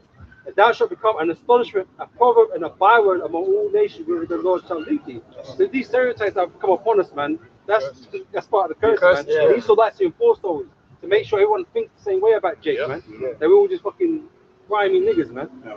Okay, when that's not the case, the majority of us are not like that. Yeah, man. It's like, come on, standing. Listen, I was just thinking about going to the casino. I'm thinking, brother, like if you had a brethren, two of you and one of you is invisible, bro, just hit the casino up, man. Don't be stupid. Look, you win some, lose some, then win some, and then leave. Hit the next casino. Them man ain't gonna know because your brethren's invisible. You know what I'm saying? Like they don't know. Like, how's he winning? Like, because you lose some. Oh shit, I lost. And then the next time you double down. Even that. Oh, in one day they could have raised up a good million. No, we're gonna steal a key of cocaine. What? No, you're invisible. Go put some work in. Even the guy with the super speed, he said, "I'll get the drugs to you in 5 minutes." Otherwise, it's free. 2 for 1 deals. Brother. You got super speed, fam. There's surely you got to just spend an hour thinking about how you can use this ability, please. But Esau can be Superman. Yeah. They don't do it though. When they got their shows, man, they ain't just getting powers and trying to be drug dealers. That's low level. Fuck me, man. With handcuff donks and shit. And that nigga came from a good, wholesome Nigerian family. Yeah, go on. You still got 5. Yeah, finish. You can finish it off. Yeah, 5. Yeah, Esau's a piece of shit. Let's go to Ecclesiasticus 5:3, and say not, who shall control me for my works? For the Lord will surely revenge thy pride. And that's what's going to happen. Yahweh Shai is going to come and punish Esau because there's a higher power. So that's why our protest is to the Most High. You won't see Hebrew Israelites protesting. When we come out here and do these camps, we're not begging. If you notice, we never beg Esau. We're not, Esau, please, Esau, I want you to love me. Esau, please change. Esau, give me reparations. Esau, give me this. What was that? Listen, excuse my language. But we're basically saying, Esau, you're going to pay. Yeah. And we're telling our people to have that same spirit. Don't ask this man for nothing. Don't expect Esau to change. Don't expect Esau to love you. Understand that there's judgment. Research. Integrity. There's a higher power, which is Yahweh Shai. This is 2 Thessalonians 1:6. Seeing it is a righteous thing with the Most High to recompense tribulation to them that trouble you. Right. We're telling our people that it's a powerless situation. And that's why a lot of Jakes sell out. A lot of Jakes sell out and bow down to Esau and give up in the spirit because they're broken. What they see is a insurmountable mountain. So they just say, fuck it, we can't even climb this. We got to better just go along to get along. Shit, I might as well sell out. They already got control. So why don't I just whatever Esau can give me, and I'll do whatever he says, because I can't defeat this man anyway. No one can. Even he's black unconscious. I'll never forget. You had Polite, right? And they remember that he was there with like King Noble and all these niggas. They were having a big black unconsciousness, and the only one that was really quite smoky was King Noble. He was like, we gotta get together, man, so that we could go and we could come up against this cracker. And Polite was like, I don't know about all that, you know. And we need to work with them. Because ultimately, if you're thinking, man, and you look at things from a carnal perspective, Esau's won. Esau's won. There ain't no getting around this man. He got all the cards to play on the table. But if you're a spiritual man, we got the trump card. We got the trump card. All them cards he's got, man. We got that one card that will just wipe out the whole board, and that's Yahweh Shai. But if you don't believe in Yahweh Shai, then you really are going to take that MOTB. Because what else is there? Esau is God in this world. Let's just keep it real. Even the Muslims believe Esau is God, and I can prove it to you. Who's Iran looking to? And that's meant to be a nation based off, like, they're meant to be Islam's in the name? Islamic Republic. Islamic Republic. Meanwhile, they're linking up with the Russians are Orthodox Christians. Like, Greek Orthodox. Russia is the God of Islam. That's who's protected. The only reason why that man ain't been squashed like a bug is because of Russia. It's my man Putin, like, don't touch that man over there. He's the one that's a guard unto them. They ain't standing on their own. Their backative is coming from Esau anyway. They know where the backative is. Let's keep it real. Saudi Arabia, we know who gave them the big guns and all that. It wasn't Allah. They didn't give them that. Prince Charles, King Charles, when he was a prince, was going over there doing the saber dance, selling them M16s. Like, let's keep it real, man. But we know that we got the trump card. We have a power that is unseen, that is more powerful than Esau either. So we're on a different mindset to everyone else. So Esau come to us, he can't shake us, man. Because we know that he ain't the God of the earth. But these people out here, Esau is their God. We've got a little something, a little article. The point you made earlier about Esau's power ever. This is out Jazeera website, and it says infographic U.S. military present around the world, and it says the U.S. controls about 750 bases in at least 80 countries worldwide, and spends more on its military than the next 10 countries combined. Badness runs the world. That's the reality. But we're gonna come with the bigger badness than what Esau's got. That's right. Because Yahweh Shai and the angels is a different level of badness and power. Yeah. Righteousness, It's so- it's so judge and make war. It's righteousness. So there's nothing wrong with war per se. You can make war, but Esau's never had a righteous war. Esau's never had a righteous war. Esau's wars have always been unrighteous. You can name them. In fact, I dare you. If you even dare say the Civil War, man, you're getting kicked out of the camp. The Civil War wasn't a righteous war. The Civil War was an internal struggle between different states and the Union as a whole. The southern states wanted to keep their independence so they could keep more of the pieces of the pie to themselves, whereas the elites were trying to bring them all together in one union to control them. And that's what Lincoln was doing. That's what the Civil War was over. It weren't about freeing the slaves, you donuts. You think a white man's gonna go get himself killed to free some nigga that he don't? Come on. Nah, let's keep it real, man. Stop the bullshit, man. Shoes on our foot. I'm trying to keep them in slavery too. Yeah. I mean, But if that was the case, when Jake was leaving them southern states, they shouldn't have reached no racism when they moved. Because a lot of Jakes moved from like to LA and all these different places are up in the north. Did they not experience racism? But why? I thought them niggas died for. Would someone that would willing to die for you be racist? Yes. No. So that shows you so bullshit, man. It's the book of Psalms 37 and 35. I have seen the wicked in a great power and spreading himself like a green bay tree. They've spread themselves throughout the earth. Esau's power is international. They influence things on an international scale. Something Jake don't know nothing about, because there isn't a Jake on this planet that has the power to influence international matters. They don't. Jake only has local badness. Yeah. Even when it's funny because you see these niggas, man, and they are like, yo man, you know, you motherfucker. Listen, man, a man from you look at this whole situation with King Vaughn, you got a bread that's in LA would just disrespect the hell out of O Block, and O Block's meant to be this great, you know, unstoppable force in gangs, But what does everybody really know? You're bad in O Block. You do not have international badness. Your badness is in O Block, which is some small area and block. That's it. Otherwise, man from LA wouldn't be running their mouth on the internet about you because they'll be like, oh shit, that man will touch me where I am. No, most Jake have what's known as local badness. Within a certain 1 mile radius, that's where your clout ends. And the minute you go outside of that area, you get no respect and man will kill you. That's why they call it postal. That's the reality of life. There's only a few criminal elements that have badness outside of locality. You might have a few cartels that maybe have some international, but even them, they have an area that they have influence over, but they don't go to Italy. That man can't go where the mafia is in Italy and start talking about, I'm from the Bloods. Yo, I'm a Blood fam. I'm some random road in LA. Yeah, but what's that mean to us? Take this guy and put him in the back of that fucking and just bury him somewhere. Whereas Esau has that international power and influence. He spread himself like a bay leaf with power, meaning he can control what happens in other countries. He can influence them. They got companies that influences what happens in other countries. That are stronger and more powerful than governments. CEOs that can pick up the phone call to this politician and that politician. Some of these GDPs of these companies are greater than a lot of these nations. Man. That's what I'm saying. Esau's on a different level when it comes to power and influence. Jake ain't nowhere near that.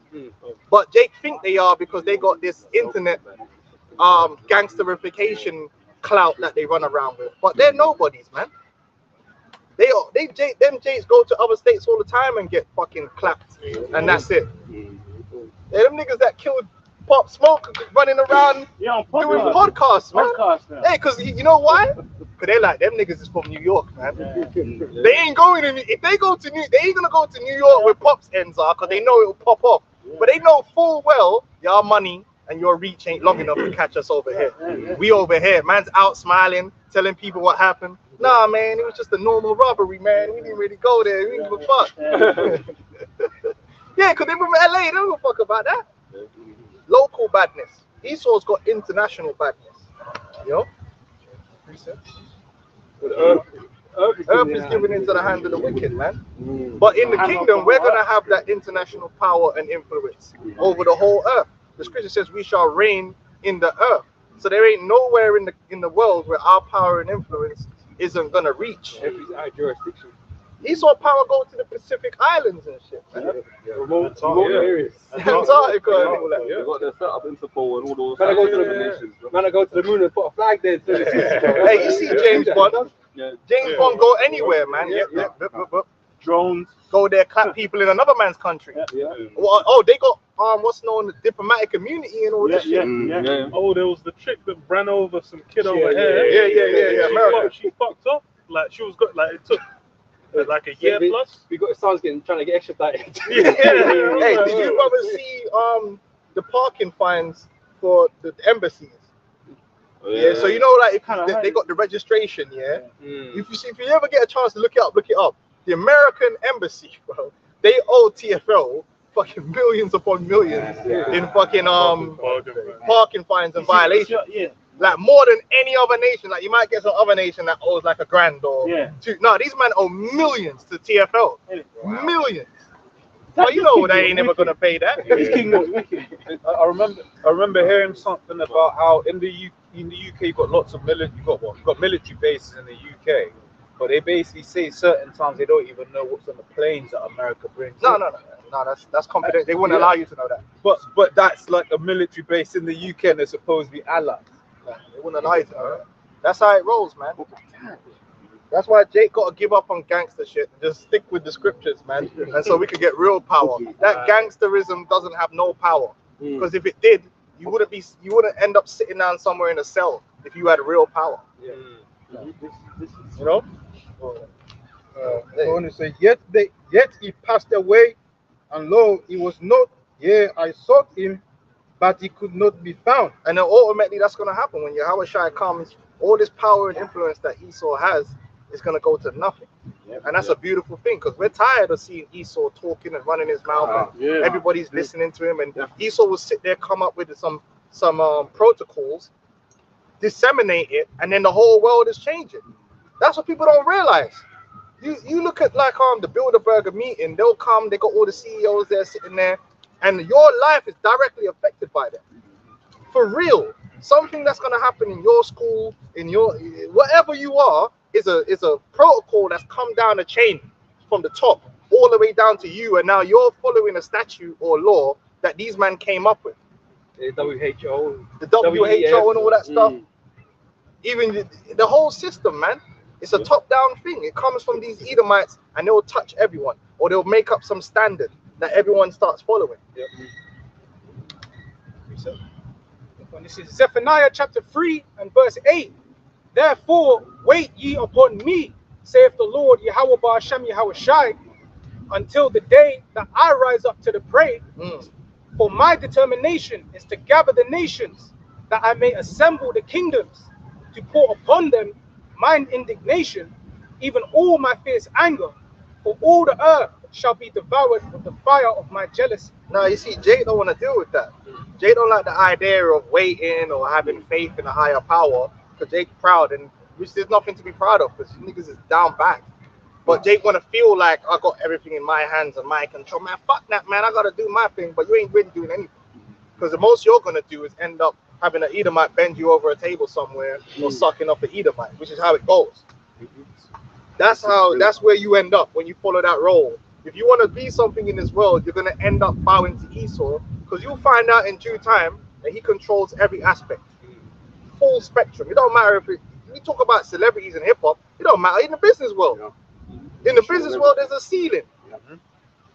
And then you want to get past that ceiling, Esau's gonna start putting his hand on your leg or compromise you with some kind of way. You got to be initiated into the system. So my thing is here, accept the fact that we are under punishment, we are in captivity, you are going to be down bad, and you are going to be suffering, but we have a savior that's going to come and deliver us out of that. That's right. That's what you have to accept with manliness. But when you don't want to accept and humble yourself, hey, well, Esau gonna humble you for you when you're in that room sucking up some old Edomite. That'll really humble you. I'd rather be humble the way we're humble.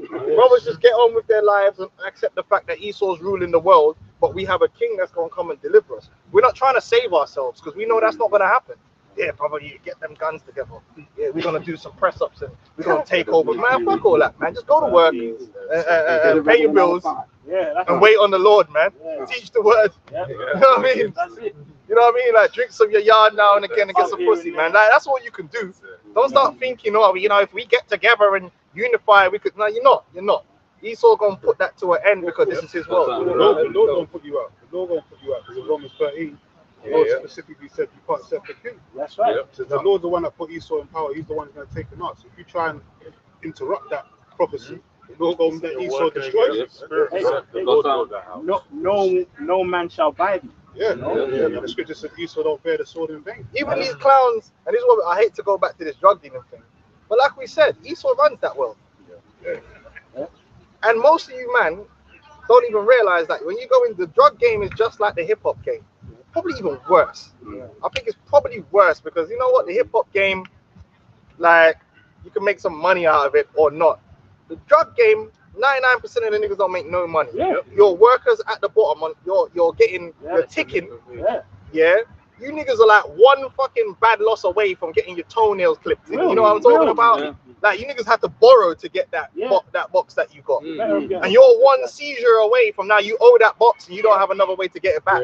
That's how most of these men are living. They're out there spending their re-up. You know what I'm saying? You better hope you don't lose that box. Otherwise, there's problems for you. But guess who's at the top of that pyramid?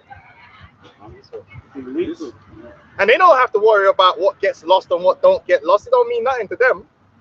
They don't even have to get their hands dirty. They're not worried about no one trying to kill them or nothing like that because they're above all that. Them man that's with the CIA and all that, they don't have to worry about all that. It's you that's got to watch your eye. You're living watching your back all the time. So you think you're rebelling against the system by selling these drugs?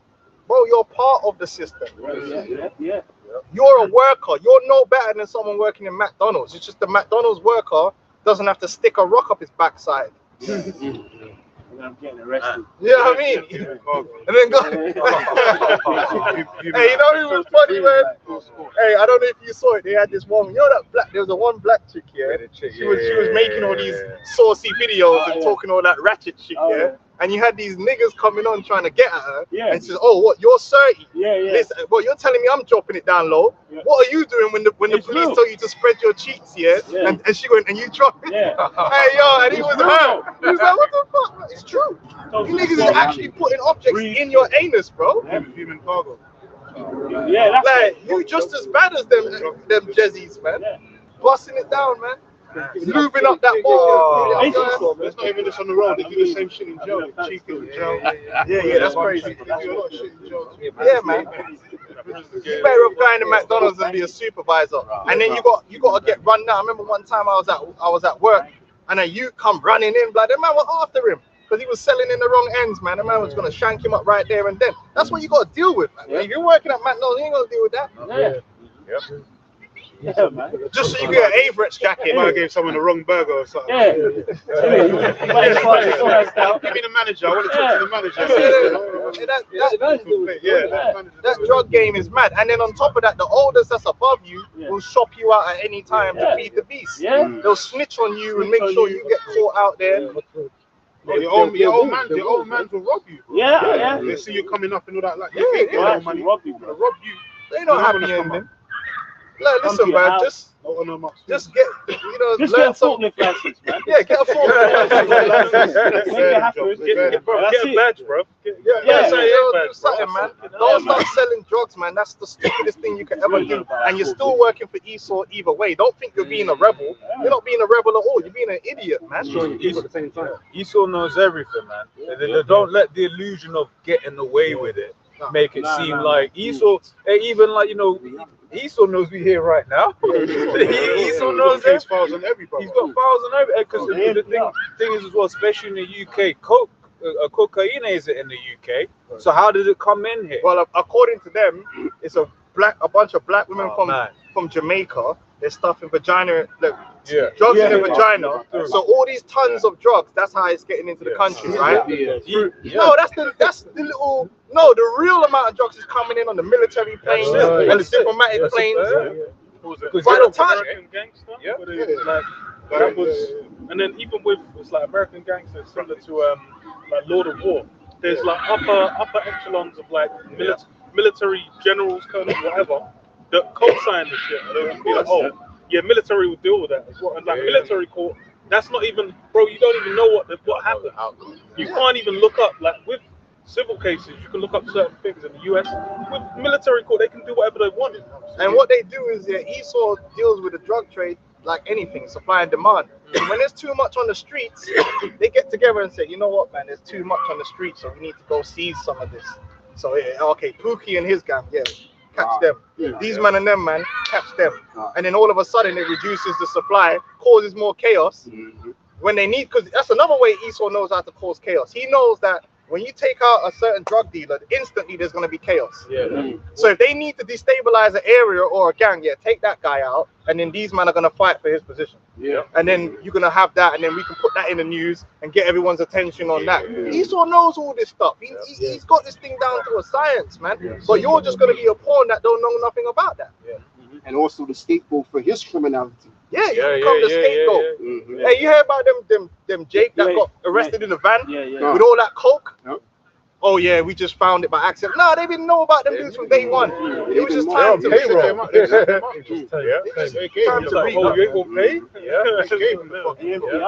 why we gotta get out of here, man.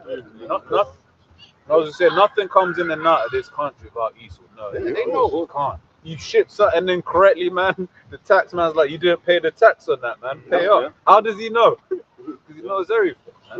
He's about to know much more with the MOTB. Yeah, the MOTB, man. But what the drug dealers gonna do when it, you know? Oh shit! So slow. And then you go,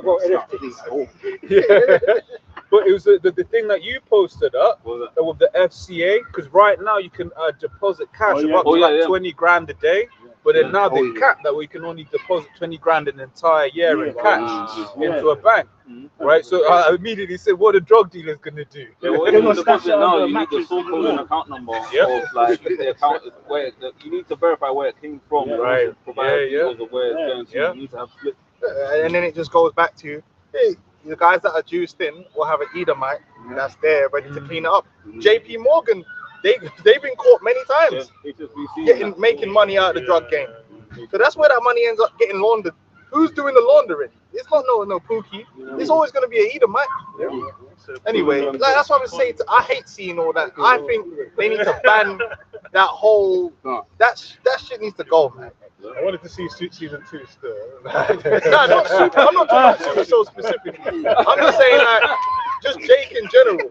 That's all they put out there for Jake. If you look at the most popular Jake programs there are, it's Power or some Super, and then never ending spin-off. It's like niggas worshiping these people. They worshiping Franklin Saint and all this foolishness. Larry Hoover and all these guys. Anyway, go on, man. Be an Israelite, man. That's what you need to be. This is the book of Psalms, the 18th chapter, verse 17. He delivered me from my strong enemy and from them which hated me, for they were too strong for me. Yeah, you have to admit that.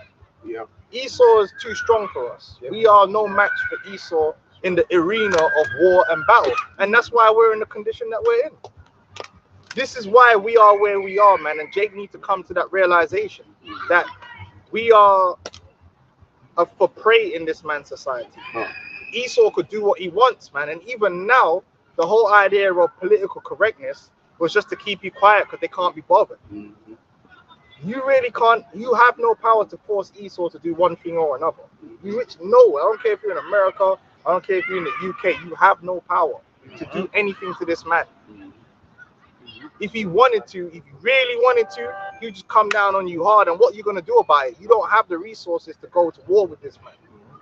No might shall be found in that. We don't have the might, man. Because if these dudes were so, if Jake was so bully, we could make Esau do what we want. Man, like, who's this? Keir Starmer. Starmer's got 1,000,000 times more power than any of these little niggas running around on the street. I notice you don't go mess with him. Go put pressure on him and see what happens to you, man. You can't pressure these guys. Multiple times.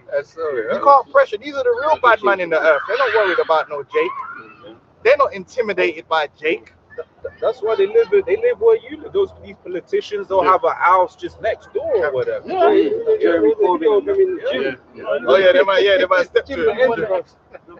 Prime Minister came past. Oh yeah, when was the cap that time, man? The Rishi, before he was security. Yeah. Oh yeah. Esau, unlike Jake, has guys that he literally hires and put through rigorous training just to kill people. And you have to remember that.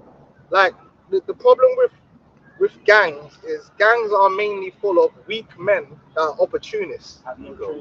And they have no training. The only mans that you can say got real man are the cartels, because you look at like a lot of the cartels have military units. So they're an organization that's on a different level. But if you look at most of Jake's gangs, it's just a nigga that can't shoot, man. You know what I mean? Like, and niggas that's tired. Niggas don't have no military tactic. If they sent in like a couple 20 normal soldiers from the British Army to go against something, they might be dead. They might be dead. They just taking cover. Oh They be killing these dudes, man. Jake be shooting without looking, man. I see CCTV. Remember that one from Hackney when he was on the bike and the police rolled up and he was shooting. He wasn't even looking where he was. That was GTA. Yeah, you remember that shit? Lucky shot. He was shooting, not looking. But that's the level Jake's on. You know. Remember the one, was it Chris Carver that was trying to drive into the police? He got clapped. But remember that the officer took one shot, headshot, done. One shot. One shot. They got the real killers. They got snipers, real snipers, drones, bioweapons. Them drones will decimate. And the ability to recruit infinitely that these gangs don't have. These gangs can't go out the next day and just recruit hundreds of men and put them through a training process. They gotta groom these little niggas. They're gonna buy them chicken and chips and shit. Jordans, and you sell out for Jordans. Yeah, man. Jake ain't on. We ain't on no level. Oh, alright. It says they prevented me in the day of my calamity, but the Lord Yahweh was my stay. He brought me forth also into a large place. He delivered me because he delighted in me. Yeah, we need that deliverance, man. Now you might say, okay, you got the Jamaican Defense Force, but that's just not enough. You might it's just not enough, man. Jake don't have it like that, man. But them JDF are some bad boys. Bad boys, man. So if I can grab this real quick, are you done, bro? Sirach 4:28, strive for the truth unto death, and the Lord shall fight. So we gotta let the Lord fight our battle, man. The Lord's gonna raise us up in power, and He's coming with the chariots, man, and angelic power, and that's what we're gonna need to really show this man what's what. But in the carnal sense, Esau's got this, man. The man's got fucking F-18, F-20, what is it? What's the all of them. F-35s, all sorts. Some brothers went into the example yesterday on the live. The Lord sent one angel to kill 185,000 Syrians, man. Wipe them out. They got nowhere. Just take their asses out. One angel. So we don't got to do nothing, man. He tells you that in Psalm 44, we ain't going to lift up a sword, a bow. The Lord going to fight for us. All we need is this. The scripture said we overcame him by the blood of the Lamb, man, and the word of our testimony. Now, some people might think that's not cool, but we ain't here to be cool. I mean, it is what it is, man. I have a quick one. This is Psalms 17 and 13. Arise, O Lord, disappoint him and cast him down. Deliver my soul from the wicked, which is thy soul. And we're gonna need that deliverance, because the day's gonna come where Revelations 12 and 12, this devil's gonna come down with great wrath, knowing that he have got a short time, and he's gonna flip the script on people. And then you're really gonna understand why he's called the devil. You're really gonna understand how merciless this man can really be, and how he really don't care about it. You guys are gonna find out, and they're already setting it up. Like you Jakes, you're all up on the internet making yourself look like beasts, But Esau's gonna deal with you like peace. Like we just mentioned, O Block on that. They ain't gonna be chipping you niggas. They gonna kill you. Yeah. You think Esau, oh, yeah, come get your chip? Nah, man. Listen, you see that area there? That's unmanageable. Just go wipe them niggas out. Boom, boom, boom, boom, boom, boom. Drone strikes, yeah. Well, it's like there's precedent. There's precedent. I was at Move, Apostle Gabar. Move. Where basically they just dropped a bomb on a building. Yeah, that's it.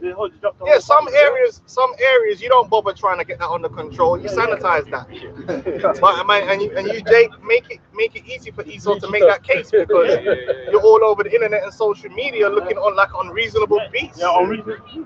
But Esau, the devil's gonna come down on you. He's gonna show you that all that human rights talk that he was talking about. You don't really care about all that human rights. None of that matters. And what proves that is what they're doing to them Palestinians. The same man that's telling you about human rights and children's rights got some child with a yoke hanging out, blood. Man dropping bomb, and then on the TV, like, yeah, that's all right. Remember the woman? She said to the woman, "Oh, they found dead bodies in the hospital, buried with their hands behind that back." And the woman's like, "Yeah, they were terrorists." Man's like, "But why were their hands tied?" She was like, "Well, you don't know what they were doing before their hands were tied." But it's like, but bro, you do know it's a contravention of, or it's a war crime. You're not allowed to shoot, to kill, execute prisoners. But that just shows you, like, Esau just did it, and it was like, yo, no one's gonna hold him. Who's gonna hold him? So you said, who's gonna hold him to account? So he's running through to the same thing they're doing there. They're gonna do it in America and Britain. They're gonna set up a situation where there's a crisis, and they're gonna say, okay, we need to just do this. Bro, I think it was back in 1989, Panama invasion, all right? And bro, back then, people said they was being struck down by lasers. The actual Havana Panama, like, yeah. Like, if you watch that, people were saying they were just standing there, and inside their body felt like it was burning, and there was nothing around it. And I was in fucking 89. So what do you think you got in 2024? Yeah, and people was being melted into their car seats. What are we gonna do? Shoot sideways? That's why you have to have the mark of exemption, man. Hedge. They're using AI now. That's one of the things that they've been testing out in Gaza, man. Basically using AI to hit the targets, man. I got a quick one. Psalms 1, 2, 4, and 1. If it had not been for the Lord Yahweh, Hashem Yahushai, who was on our side, now may Israel say, if it had not been for the Lord who was on our side, when men rose up against us, then they had swallowed us up quick. When their wrath was kindled against us, then the waters had overwhelmed us, and the stream had gone over our soul, and the proud waters had gone over our soul. Blessed be the Lord Yahweh Hashem Yahushai, who have not given us as a prey to their teeth. Our soul is escaped as a bird out of the snare of the fowlers. The snare is broken, and we are escaped. Our help is in the name of the Lord Yahweh Hashem Yahushai, who made heaven and earth. And that cuts IUIC, man. But they said the name don't matter. That's crazy. That's crazy. Man, yo plate yoga. These guys need to die, man. They got Lord's working, man. We're seeing a lot of guys now. The Lord's going to start disbanding a lot of these groups, man. They're not teaching the whole truth. You see what's happening on the net. You don't have to mention no names. But the Lord's working, man. The apostles been saying this for years. Now it's going to be distinguished who the true men of the Lord are and who the feigners and the phonies, man. Precept. 1 Peter 4 and 17. For the time is come that judgment must begin at the house of the Most High. And if it first begin at us, what shall the end be of them that obey not the gospel of the Most High? That's why there's going to be a time of Jacob's trouble. Yeah. You know, Nate was once denying that, but we're going to have to face it first, man. We're the subject of the Lord's, you know, anger, really. We pissed them off. So we're obviously going to go through shit, man. The wicked are people that don't want to repent, because that's important, to repent, to acknowledge fault against Heavenly Father and repent. That's where the Lord's wrath will come first, man. You know, you got this dude, Sikari. I don't even like talking about this. But yeah, I'll mention it.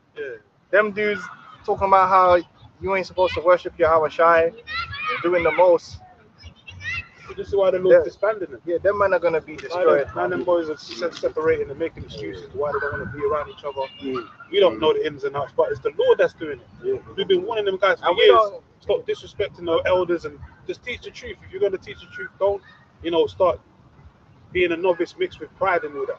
Yeah, they're just making merchandise. It's clear that guy made merchandise out of the word, lost his way, innit? and for a lot of these new cats coming in, they see the great, they see all the fluff around the outside, but we knew this dude, man. Like, you know what I mean? This dude was some little man, and then he just became a high priest in like 2 years, man. Man went on the fast track high priest program, and then become a high priest. The whole of Israel. We're on that fast to become a Nazarene. That's why you can't tell a nigga he's a Levite, bro. Become the high priest. Man went into the hyperbolic time chamber and came out a high priest. Now he's above the elders and all that. He's above Yahweh Shai. You said Yahweh Shai has to wait outside the temple for him. Wow. Damn, that's crazy. You know, the same breath, the lightning bolts just come from the heaven. The same breath he's saying the words of Apostle Paul ain't possible. They just getting too. And they know they're the mans that's running around with the guns and acting all this thing. So we're gonna find out when all hell breaks loose who the Lord is with. That's right. You know, because if the Lord ain't with you and Esau come true, boy, Esau gonna tear you up. IUIC should take note of that, man. And ISUPK, they're another group. They're killers. They're killers. Come down to the Passover, you women, so you could get with a killer. Why would I want to get with a killer for, bro? The apostle's been saying that IUIC is gonna be next one, probably. Killers. Just read the 1 Peter 4:17. Lord's going to start judging these camps, man. This is Jeremiah 17:5. Thus saith the Lord, Yahweh Ba'ashem Yahweh Shai, cursed be the man that trusteth in man, and maketh flesh his arm, and whose heart departeth from the Lord. And that's what it is. A lot of these men are teaming up. They join ISUPK in these camps, man, because they're very carnal. And you have to be a spiritual man to really discern and see what they're doing. You look at someone like IUIC, what's their angle? Money and prestige. That's their marketing angle. That's why they wear the purple with the gold trim, and they hold the kings in the building. They're playing on Jake's carnal ego to get to that bag. That's why when they talk about GMS, how do they really cast us down? Bombs. They bring it to the money. So that shows you how they're marketing themselves. And Jake's going to them. Really not because of the spirit of the Lord is there, but it inclines themselves with their ego and their desires. That's their ego. Now the ISUPK, they get the other side of the ego. You know, them guys that want to be the killers. You know,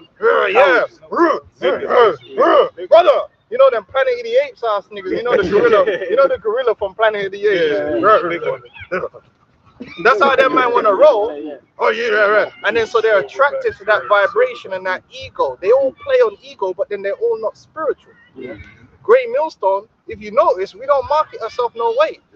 Our thing is about edification and teaching the truth. We're not saying to come over here because we're a bunch of tough guys or we're a bunch of guys with money. This is the spirit of the Lord, the prophecy. We're all about teaching this word and having faith and being balanced, man. You should know them by their fruits. So really, if you really want to come into Great Millstone, you damn sure ain't coming in because you're trying to make money. You ain't coming in because you're trying to be a tough guy. Because we ain't pushing that spirit and the vibration. You come into Great Millstone, it better be that you want to humble yourself and teach this word, man. Or you're trying to make it to the top to try and get some accolades. Like Sakari. That's their angle. Yeah, that was always this Sakari guy always wanted to basically live out his ego that he had in the world in the truth, and he's achieved that because he's based. That's why they're called the Sakari. Why would you name yourself? Listen, you could tell a lot by a man's psychology by what they choose to do. This man is like, you know, it's like when you give yourself a name on a game. You know what I mean? You know what I'm saying? Because you're trying to live out here. Man, you know. Wow, the Sakari is a group of assassins, man. And they weren't even spiritual men. They weren't a part of the ministry of Yahweh Shai. Now, sorry, 1 second. In the gang culture on the Latino side, the Sicario. Made a movie called Sicario. That's true. That's what it is. That's what they call themselves. The Sicario. That goes back to Sicari. So the Sicari has always been involved with badness. That's really what they on. But they couldn't really get with the madness in the world and get the acclaim, because you know what that comes with. That comes with meat shops and getting your head chopped off and all that crazy shit. So they come into the truth with that ego, and then he tried to establish that in his truth. That's why the Sicari has the sword with the gang emblem, and they want to do the hip hop, because every gang has their hip hop contingent, their hip hop media, man. Bro, every gang has their hip hop media, man. On all these famous. Am I lying? Every gang has their designated rapper that raps about the gang. Even in London, bro, even in the cartels, they have man that sing songs about the cartel. That's actually part of like the gang culture, is having your local, and he might even be the man putting in work, but he representing the gang in them bars.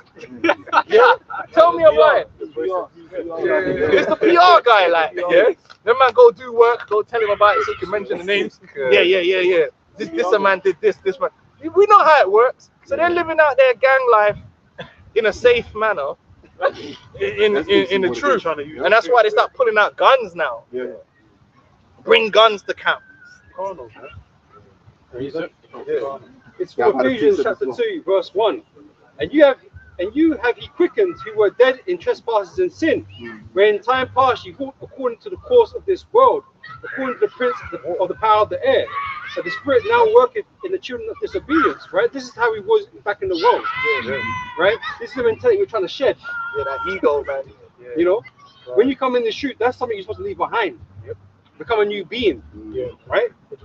Nah, he didn't become a new being. He pretends he has, because he got a Hebrew name and he learned some breakdowns, and he got a good memory, and it's not like everything that he teaches is going off on, but he lacks the key ingredient, and always has done, which is humility. He ain't got no humility. He has his own agenda that he's trying to push, and he basically co-opted the gospel to achieve that, and in that he's going to be destroyed. Because this thing ain't about any one man. It's about Yahweh Shai. And the scripture says if you come into this truth, you have to deny yourself. So whatever your ego or your ego was in the world, or whatever you want to do, you can't even come take over the truth and make it into that. Try. Man's got a day. That's what man do, a day in the life of video. Like, nigga, what are you doing? Like, you know why you're doing that? Because you want to be the clout. You're basically a hip-hop don. A celebrity, an influencer. That's what you are. He's the only mean one guy on all them podcasts with no jumper. No one else is going with him. But why are you going on no jumper for, man? A game, he's batty, man. That guy has whatever. You ain't got to do all that, man.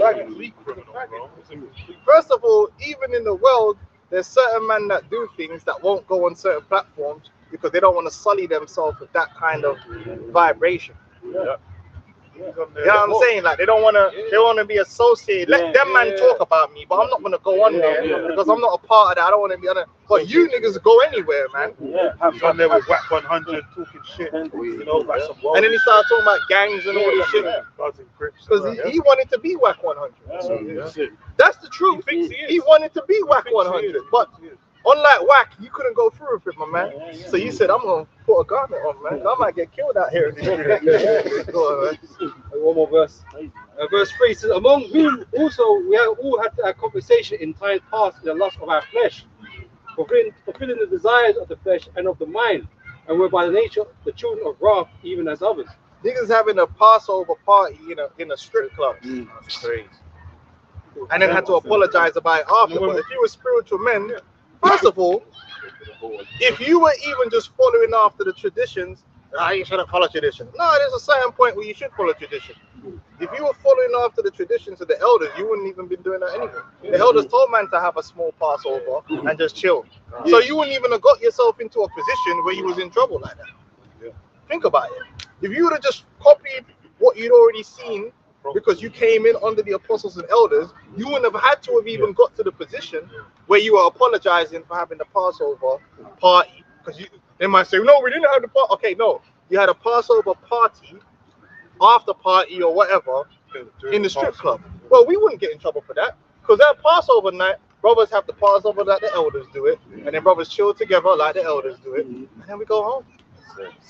We don't go to the club because I never seen my elders go to the club, so why am I going there? It's Sabbath, man. You can't go party. But man's doing too much because he want to do what he want to do. He don't want to be under no subjection, man. And even before, when he was getting reproved, at first they didn't accept it. It was only afterwards everyone was getting onto it. Bad PR. And they came back and they said, "Oh, no, we apologize." You know, but these guys, they're proud, man. That's why he did that. Wanted to wear fitted caps because your head top don't look cool, and I understand that, yo. Listen, I understand. Man, cut your hair, man. I too wear a cap wherever I go. You know what I'm saying? Like you get to a certain, you start getting a certain age, your head top looks crazy. It's fine. But when I come out here to teach the word, my head top has to be out, man. It is what it is. Orders, man. But brothers see I turn up with a cap on my head, right? Yeah.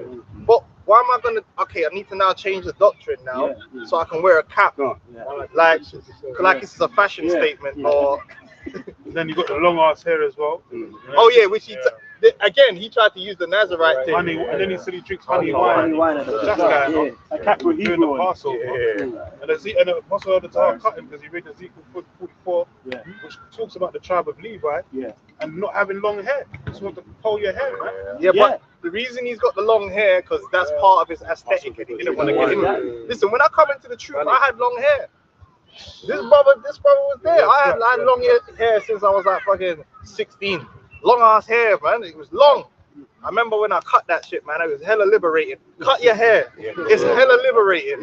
Yeah, because when I used to have long hair, like I remember one day blow dry my hair. I feel like a girl. Shit, bro, it's long. Bro, you gotta sit there, call your sister up. Oh yeah, video coming around. Then you're on your ass for like 3 hours. 3 hours to do single flats. Just to have these single flats. Yo. Now I cut my hair in about 10 minutes, man. I do it myself. I don't even need nobody. Just cut my hair, one thing, bro. And bro, even like according to the scriptures, even if you take that vow, that doesn't necessarily mean you have long hair. Because when the Pesach comes around, you have to, you know what I mean? Cut all of your hair. I remember everything. He was just proud. Because remember, according to scriptures, that actually took place with Paul. No, wait. No, his vow wasn't permanent. Okay, the Nazarite, some man they have a permanent, like someone like Samson. They had a permanent vow, so they didn't. Samson, his thing was temporary. So you can do a temporary vow until a certain amount of time. That's different, isn't it? But at the end of the day, he wasn't a Nazarite, bro. He saw a loophole so he could keep his hair. We're not stupid. Oh yeah, I'm not. No, bro. You like having the long hair, just like you like wearing fitted caps because you want to look cool. And the same thing. That's why it was disimportant. Because Paul said, "It's not good for a man to have long hair." We know what it is, but them guys that's following him don't know all that, and all they see is because he has a charismatic you know, he act like he got that authority, and you know he carved some people in the scriptures, but when you start getting into the details of him, you see the chinks. He's Jude Bellingham, man. Yeah, he's faking it, man. Judas Bellingham, man. He ain't all that. He's the hype ain't real. Yeah. So we go Titus 1 and 7. For a bishop must be blameless as the steward of Mostiai, not self-willed, not soon self-willed. Wow. You a lot of times you have to deny yourself. Everyone has their own personalities and things they like and all these different things. When you come into this truth, you have to be very careful around how you operate, even in the camp, even if you get into a position of leadership. You have to be mindful about how you're operating and make sure that everything is towards the edification, and it's not about you and your personal wants and needs and your ego. Because once you start going down that path of being self-willed, like the fitted cap thing, there was no need for that. There was no need to be digging up, and then trying to dig into the scriptures to justify wearing a fitted hat because your head top's looking crazy, because your hairline's looking mad. Hey, there's brothers in this camp right now with crazy hairlines. It is what it is. We'll make mockery of them later. But while here, we got to do this. It doesn't matter about my headline. Some brothers had them comments. Yeah, but man can make mockery of the hairline. That's fine. We're here to teach this truth, innit? But now, okay, I'm my hairline, so I need to go look in the scripture, see if I can find a way to justify wearing a fitted cap while I'm prophesying. Yeah, that's how you know you're self-willed. And then now you're feigning the scriptures. You're using feigned words. You're trying to mold the scriptures to fit what your agenda is. And you know where that goes. You do that once, then you do it twice and 3 times, and next thing you know, you're Christianity. Exactly. Oh, quick precept. Surah 32. Where we go?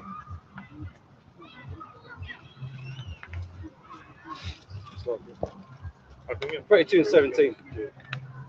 This is a simple man will not be reproved, but find him an excuse according to his will. According to his own will. That's what these dudes be doing, man. And we've talked about it for years, all these different camps and all the madness they're doing. And they always come with the same foolishness against Great Millstone. It's either the stupid ass rape thing, jealous, or we're jealous. Like, nigga, I don't even know you. Why am I jealous of you for? Like, what do you got that's so, like, even IUIC? Like, why am I jealous of you? I don't actually believe you're a king, bro. Just because you're wearing some pantomime garments, but I could buy that, bro. It's not that expensive, bro. Like, you think it's expensive to buy your little pantomime garment? That's not real gold you're wearing. That's how they acting. Like, you guys are just jealous. Like, when you see, like, see what? What have you got that we're jealous of? What, women? Bro, I get pussy, bro. I'm not. Like, I don't understand what I'm jealous of that you have. You guys ain't got nothing to be jealous of. You're just jakes. Like Apostle ordered to her, just cut the check. Like, even if you got money, there's still nothing to be that jealous of. There's plenty of niggas with money in the world. Why am I jealous of you specifically? And it's never been about trying to get money out of you. We only come at you when it's a matter of the scriptures, man. If it wasn't for that, we wouldn't care what you do, man. Yeah, good, well done. Keep going. But when you say things like the name of the Lord don't matter, then we're going to have a problem. Then, you know, and you start talking about the white woman is the mark of the beast. Oh, man. Hell. Oh, and they're teaching hell now. Yeah. When we start doing that? That's been done. When we start doing that, man, that wasn't even at One West. So where did Nate get this idea of hell from? Sugar daddy reach. Hell don't even make no sense. It's one of the most stupidest things I've ever heard in my life. Like, it's garbage. Hell, you know. Like, what? Bro, you want to see hell? Just go on gore.com, blood, type in Mexican execution, blood. You'll see hell straight away. That's hell. Go to the Gaza. You want to find hell, just go on the internet, blood. You can find it, bro. There's Mengi, it's on fire right now. Yo, this is where you burn, my man. There's no. If hell was true, then the whole scriptures is kind of looking funny, man. Because like, why are we even on the curses for? Like, what's the point? What is the point? What would be the point of, like, no, just okay, you're gonna die and go burn forever. That's it. Like, why am I wasting time with all this? It's crazy. Like, just there's no point of right. Just go and get the say, please. I'm gonna burn anyway. Why did the Lord say I'm gonna put you in curses to take you? No, like, you're gonna die and you're gonna go to hell. That's done. Job's done. All have sinned and fallen short. So if everyone's sinned, everyone's done hell, then just go. You know what made me laugh, man? You know the Christians teach that Yahushua went down to hell. Was like teaching the gospel in hell. And I'm just trying to imagine a man, trying to concentrate. And then he pulled out I'm trying to work it out, man. He's like, and then man just be like, you know, the kingdom of heaven is like unto you. Man's there trying to concentrate, like. Because you had Shadrach, Meshach, and Abednego in hell, man. And Yahushua was there. He weren't burning. I can hear his own screams. And my thing is, you gotta be a different type of idiot to deny that. If you're in hell, listen, no matter what he said, you'd be like, exactly. Man come along and say, listen, I could take you out here. Yes. Listen, whatever. Like, yeah, I'm down. I just want to get out of this burning right here. It don't make no sense prophesying to someone who's in that kind of situation. They're gonna say yes to whatever, man. Like, yeah, I'll follow you. That's some Jewish faith. Be out right now. Everyone, bro. That's some Jewish faith. But this is hell. I've got an example of hell right here. Go ahead. The 2 Peter 2:4. But if the Most High spare not the angels that sinned, which is talking about us coming out of our first estate, but cast them down to hell, which is talking about where? On earth. Right. Hell is earth. It's a living condition on the earth, and other than that, it's the grave where your body is buried. There's no place underneath. There's some middle earth. They call it the underworld. The underworld. That's a Hades Greek mythology. and all this. All that Greek mythology shit. That's Jewish fables. And suffering does exist here. And the word fables go back to the Greek word mythos, which where you get the word myth. Mythology. It's a lie. It's a fable, man. It doesn't exist. So IUIC, you need to, get with the program and stop teaching all this madness, man, before the Lord disbands you. 1 Samuel 15:23. For rebellion is as the sin of witchcraft, and stubbornness is as iniquity and idolatry. And that's really what it comes, especially with the Sakari cap. He's a rebellious dude. Yeah. He's a rebellious dude. He was sowing discord and trying to weasel his way into a position and trying to come up a different way. Listen, if you're gonna go up the ranks, do it the right way. Do it because the Lord raised you up. There's brothers now that's heads of camps in Great Millstone that weren't heads before. There was a head before them. Let's look at Chicago. You got the elder Malcolm, which we can all agree, beautiful brother, man, humble brother, right? Well, the original head of Chicago was Patak. That guy was crazy. But he was proud as hell. And Patak was another one. Bro, in the scriptures, bro, Patak, which Patak was spraying out them precepts and the breakdowns, and he knew this prophecy and that prophecy. Like, he could talk. He was a good speaker, but he was proud. He was proud as you can be. And the Lord took him out. He turned into a Christian too. He started talking madness, yeah. The Lord took his ass out, which is a marvel to see. He went from being this guy like you were like, yo, that guy's heavy in the scripture, just totally bugged out and crazy. And then the Lord put the elder Malcolm up in his position, and look at the Chicago camp, how it grew and it flourished, and he's still there to this day. Now, he didn't go and start sowing discord, and I'm sure if you asked him, he never coveted, but he received. We can name the elder Yasha Wamba, same thing. You had Element. I'm a Shaba Allah, man. Another proud dude. The Lord took his ass out because he was proud as hell. So at the end of the day, man, if you do the right thing, be humble, and if that lot is for you, you will find yourself in that lot. But he wanted to really try and make it happen, man. And he was sowing discord like a little demon to try and get himself up into position, man. Is he the one that the told brothers to do push-ups? Patak, yeah. I was thinking about that. Yeah, he was talking about Patak. You don't get them precepts. You don't get them. That's a military push-up. Patak is crazy. Yeah, go ahead. This is from James chapter 4, verse 6. But he giveth more grace. Wherefore he saith, God resisteth the proud, but giveth grace unto the humble. Yeah, that's it. That dude is proud, man. I'll never forget, like, he went on the black consciousness and was cursing out the apostles, man. He went on the enemy's side to curse out the apostles, and I understood it in the psychology that, yeah, you got embarrassed in front of them. So it's like, I need to get your lick back and show them, man, that you're the gorilla. Again, you call yourself the gorilla Hebrews. It's just ego. It's like he just got an ego that he's building on. The man's all ego. He ain't got a humble bone in his body, man. I'm telling you. He's gonna be humble now that he's losing all these camp members. He ain't gonna be humble, bro. He gonna have to get repent or nothing, but I know he's listen, now he gonna double down. He don't care about Hakar. He never did. Listen, these guys are narcissists. He doesn't care about Hakar. He'll move on. He double down at every moment. He will double down. He will double down. Like, that's what these guys do. What's gonna really humble his ass when the Lord put that hell on him, man? When the judgment comes on his ass, man. Yeah, just on the flip side of that, the Lord says like he takes delight in a contrite and humble spirit. I've got a quick example of that with Solomon. 1 Kings 3, verse 7. And now, O Lord Yahweh, my God, thou hast made thy servant king instead of David, my father. And I am but a little child, I know not how to go out or come in. And thy servant is in the midst of thy people, which thou hast chosen, a great people that cannot be numbered nor counted for a multitude.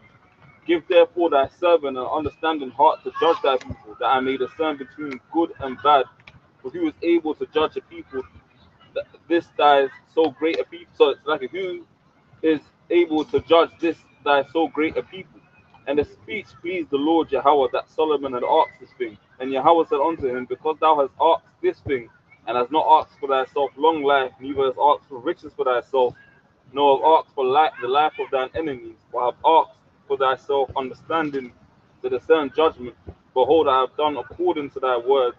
Lo, I have given thee a wise and understanding heart, so that there is none like thee before thee, neither after thee shall arise any like unto thee. And I have also given thee that which thou hast not asked, both riches and honor, so that there shall not be any among the kings like unto thee all thy days. Yeah, and that was Solomon. And Solomon was humble. Now, I must mention, let's look at another example, Absalom. Absalom, yeah, yo. Prettiest man in Israel. That dude was covetous as hell for the crown. And he took the crown through what? Overthrowing his own father. But how did that end? We all. He got killed.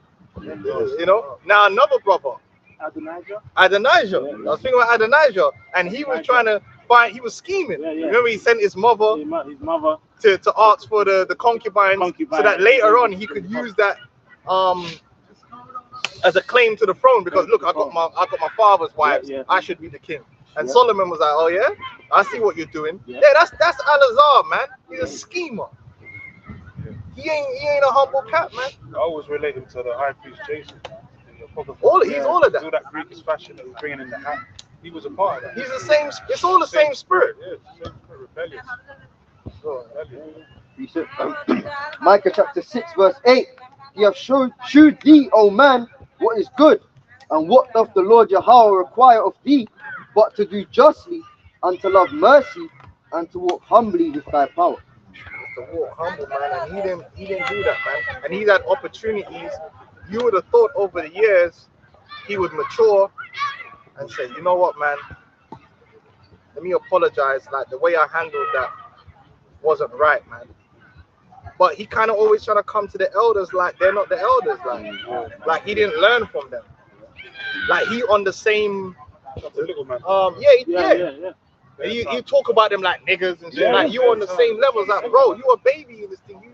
You just came in there yesterday, like, and the way you're acting is like you actually is the high priest out there. Oh, he thinks he's the high priest of all of Israel. Yeah. No, boy. We'll see how that ends, man. Because didn't he say only a Levite can rebuke a Levite? Yeah. That's what I'm saying. That's like ninja, man. Only killer. Yeah, that's how man's going on, man. Cartel say a gunshot. No, he said only a ninja kill a ninja, and about he said a gunshot kill ninja pussy. Yeah. Cartel's jokes, man. There you go, man. Let's go with the precepts. Got a precept. That's crazy.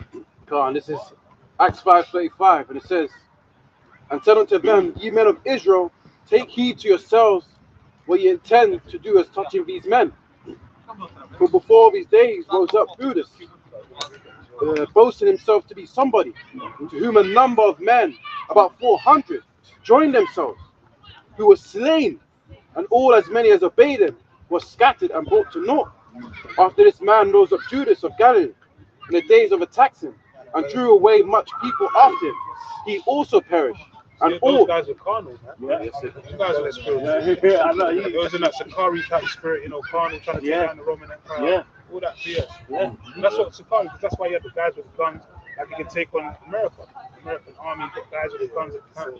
That's all, man. That whole bringing guns to cap thing is folly, because what are you gonna do then? The thing is, once you clap someone at camp, right? Like, troopers will be on the road. Waiting for them. You know what I mean? That would be everything. And there's no benefit, man. And then now you're gonna, especially if it's a gang nigga, now you're in a gang war. Niggas ain't gonna leave it at that. You know what niggas is like, bro. Keeps on going. It's just gonna keep going now, like forever. Which that point, actually, you know what, man? That's probably how you niggas gonna go out. Do something stupid, and then Sakari get put on the hit list. But yeah, man, that was foolish, man. And again, the people you came up under didn't ever have to do that. In all the years of the apostles' ministry, they don't need to come to camp brandishing guns. So again, it just shows you, it's like, bro, if someone else has been doing exactly what I'm doing for multiple decades and didn't have to do this particular thing, why do I need to do it? Everybody else does it. Everyone else is just coming to the camp normal. You turning up with a Tala one. Why, my nigga? Like, why? The Chicago camp even had an account where like a random stopper tried to pull a gun on them, and someone in the audience actually shot him, and it was like literally on behalf of the. I think the elders talk about one time when they was out there and some Edomite come up and try moving like that, and some Vatos came through, man. On some, it happens, man. Hey, remember that time when them stepped to us, man, and the Lord sent two Bronx ass Benjamites, man, some Titans out of nowhere, and it moved them man up. When that was in that video that went viral, remember those guys that tried to fuck with us. And you got Jake's in the crowd. Clapped him up. And who's giving praises, man? Who's giving? That's the Lord. That's the Lord defending us. That's right. That's how somebody faith in the Lord. It was trust in the Lord, man. Yeah, we ain't to intimidate people. We don't need these carnal things to protect ourselves. We ain't here to intimidate people. Even had the police chief come and say, pray for us. Actually, police chief for the whole area. If we get put to death by our teaching, then so be it. It's a blessing. You know, that's just what it has to be in it. The other side of it. You know, we're not out here trying to. But the way they're going on is like we're dropping like flies out. Like no one ain't really need no. No one ain't really need no guns out. Hey, but that time ain't come yet. The insurrection, they ain't come yet, man. And guess what? If all hell's breaks loose and man are running around shooting, man ain't holding camp, bro. This is that's just stupid. You guys ain't brave. Okay, go hold a camp in Gaza then. You know what I mean? Like, what about from Syria? It's just like this obsession in being in the hood. Like, why am I gonna go set up a camp on a man's crack spot, like with the fiends coming up and down and man with the blickies running around? I ain't got time with that, bro. You have to use wisdom. Psalms 116 and 15. Precious in the sight of the Lord, Yahweh is the death of his saints. Yeah, so just hold it down. But like I said, everything these guys do is just being willful, being rebellious. It's just playing out their egos and turning this ministry into their own vehicle for themselves. And in the end, it always ends up for them making money for themselves too, making merchandise of people and bringing all the money back. And that's when the money gets involved, then the ego really goes on hyperdrive. Ain't nothing worse than money. Wickedness also increases. Yeah, bro. Once money gets involved and you start getting gassed off them dollars, man. It's funny. It's funny you started talking about being a life coach, $500 per month, and then all of a sudden this happens. A life coach. Life coach. You call yourself Mr. Delirious, man. How you gonna life coach someone you call yourself delirious? So he's basically following after the way of these alpha male type things, man. So it's just another way to monetize. And he's probably been to. Don't be surprised if he's not been to one of these where they teach you how to do that stuff and how to monetize followers. Once you get a certain amount of followers, then you start finding ways to monetize them through things like that. Like the same thing taking them, man. I think they got a Patreon and stuff like that. Yeah, they find a way to monetize your ass. And then the more money they get, the more proud they are. Yeah, boy. That's crazy. Listen, don't worry, you ain't gonna pay me for no life coaching. I've been holding this for a while, man. Like, you ain't gonna get no life coaching either. Like, I'll just teach you the scriptures. This is the life coach. Like, why am I gonna be personally $500? What do I look like, bro? Go speak to your dad, blood. You know what I mean? Fuck. If a brother call me for advice, that's different. What am I charge, man, so I can get life coaching? What am I doing with that? Like, what do I look like, man? I gotta go work and shit, man. There's time for that. But hold on. What if about 1,000 people now paying $500 for that live coach. So is he gonna be able to? And that's what happened with this other guy. They say like what ends up happening is guys give out all these things and they end up with too many people, but that means they don't even start getting the service that they paid for. But they're not gonna give you a refund though. That's how it works. It's just there to pull people in. We know what it is. For life, man. He's doing it for life. Yeah. Oh, For life was doing that on the regular. Yeah. They could give his money to Las Vegas. for life's taking a lot more than money right now.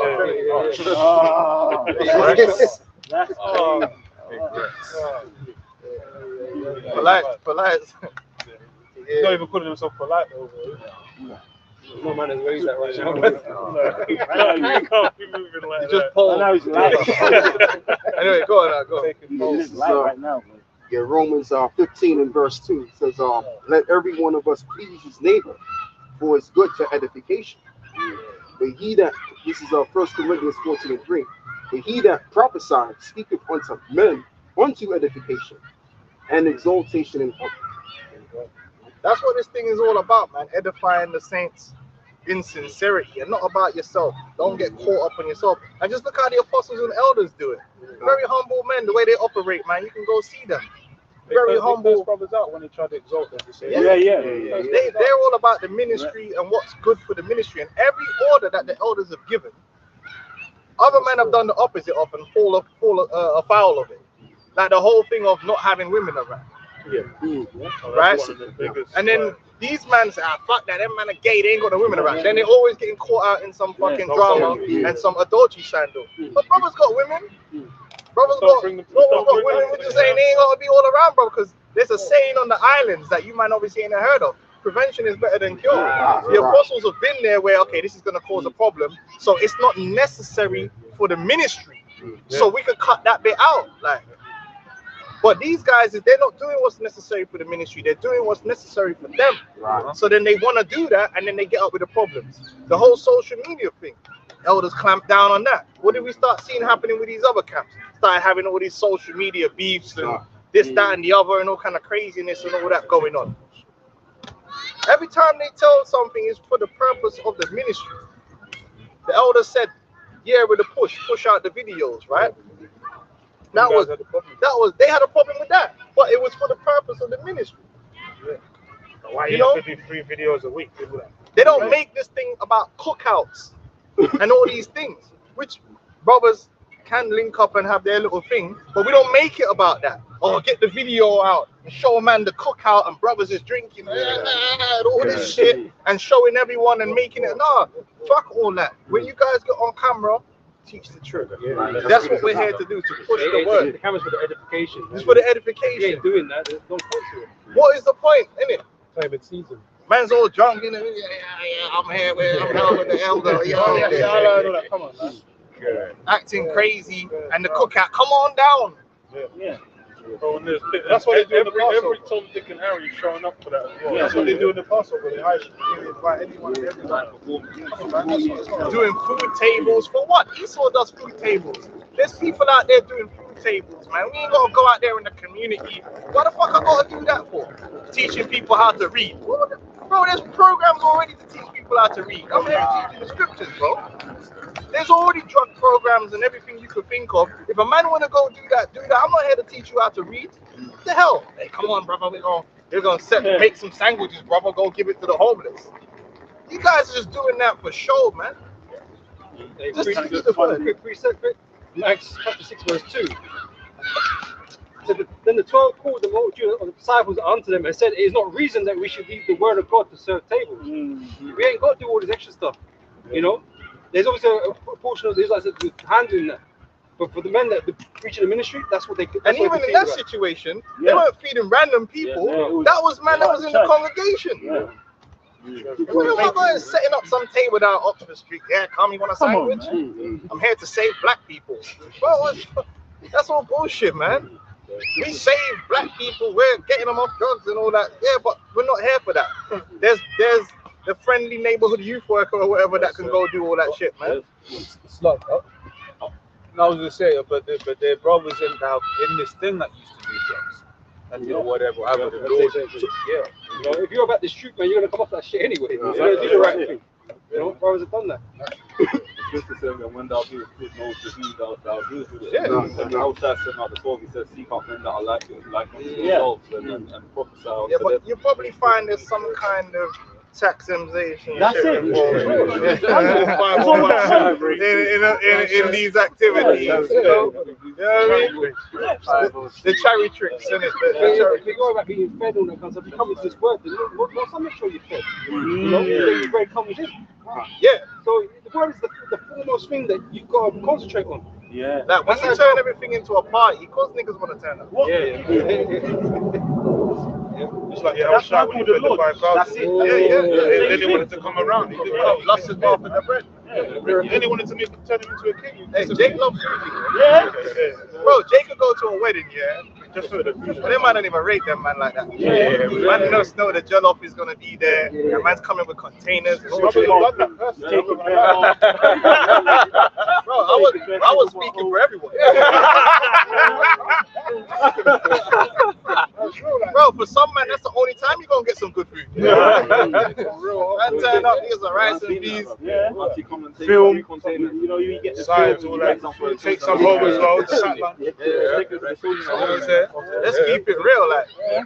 Man ain't going nowhere, they ain't got no food. You know when Jake turn up and there ain't no food? Oh. I want this guy. You know what I mean? Let's keep it real. So then why should we put that out there? Because then you're getting the wrong type of people turning up. You're getting people turning up for the food and they're not really coming up for this. What we're really offering. Yeah, because they'll come up one day and they ain't no food. Bring any food. Cookout. Hebrew Israelite cookout. Nah. Hey, this is the food. This is the food, man. This is Matthew 4 verse 4. But he answered and said, "It is written, man shall not live by bread alone, but by every word that proceedeth out of the mouth of the Most High God." That's right. So it's all about increasing in the spiritual things, building our people's faith in the word, the elect, because only the elect are gonna receive that faith, right? By preaching this word, and that's what Great Milton is about more than any other thing. They made mockery of us. They called us what's it called? No. There was another thing they said. Snow dummies, because we go out there in the winter. You're supposed to. Because we go out in the winter. Because existence stops in the winter time, innit? You don't want to lie. You know the scripture, what in season, Listen, man, when you believe in something, right? When you believe in something and you really determined to do it, the seasons really don't stop you to that degree. Now, obviously, listen, if there's a hurricane now, nigga, we ain't angels, man. Nigga, we want to be on, you know, but the winter is not cause to not go out and teach. Yeah, the cold's not fatal. You know? Yeah, go on. Wind is not fatal. You had that, the elders, if there's a snowstorm, they'll go out the next day. Yeah, the next day. Use wisdom, man, not idiots out there. This is the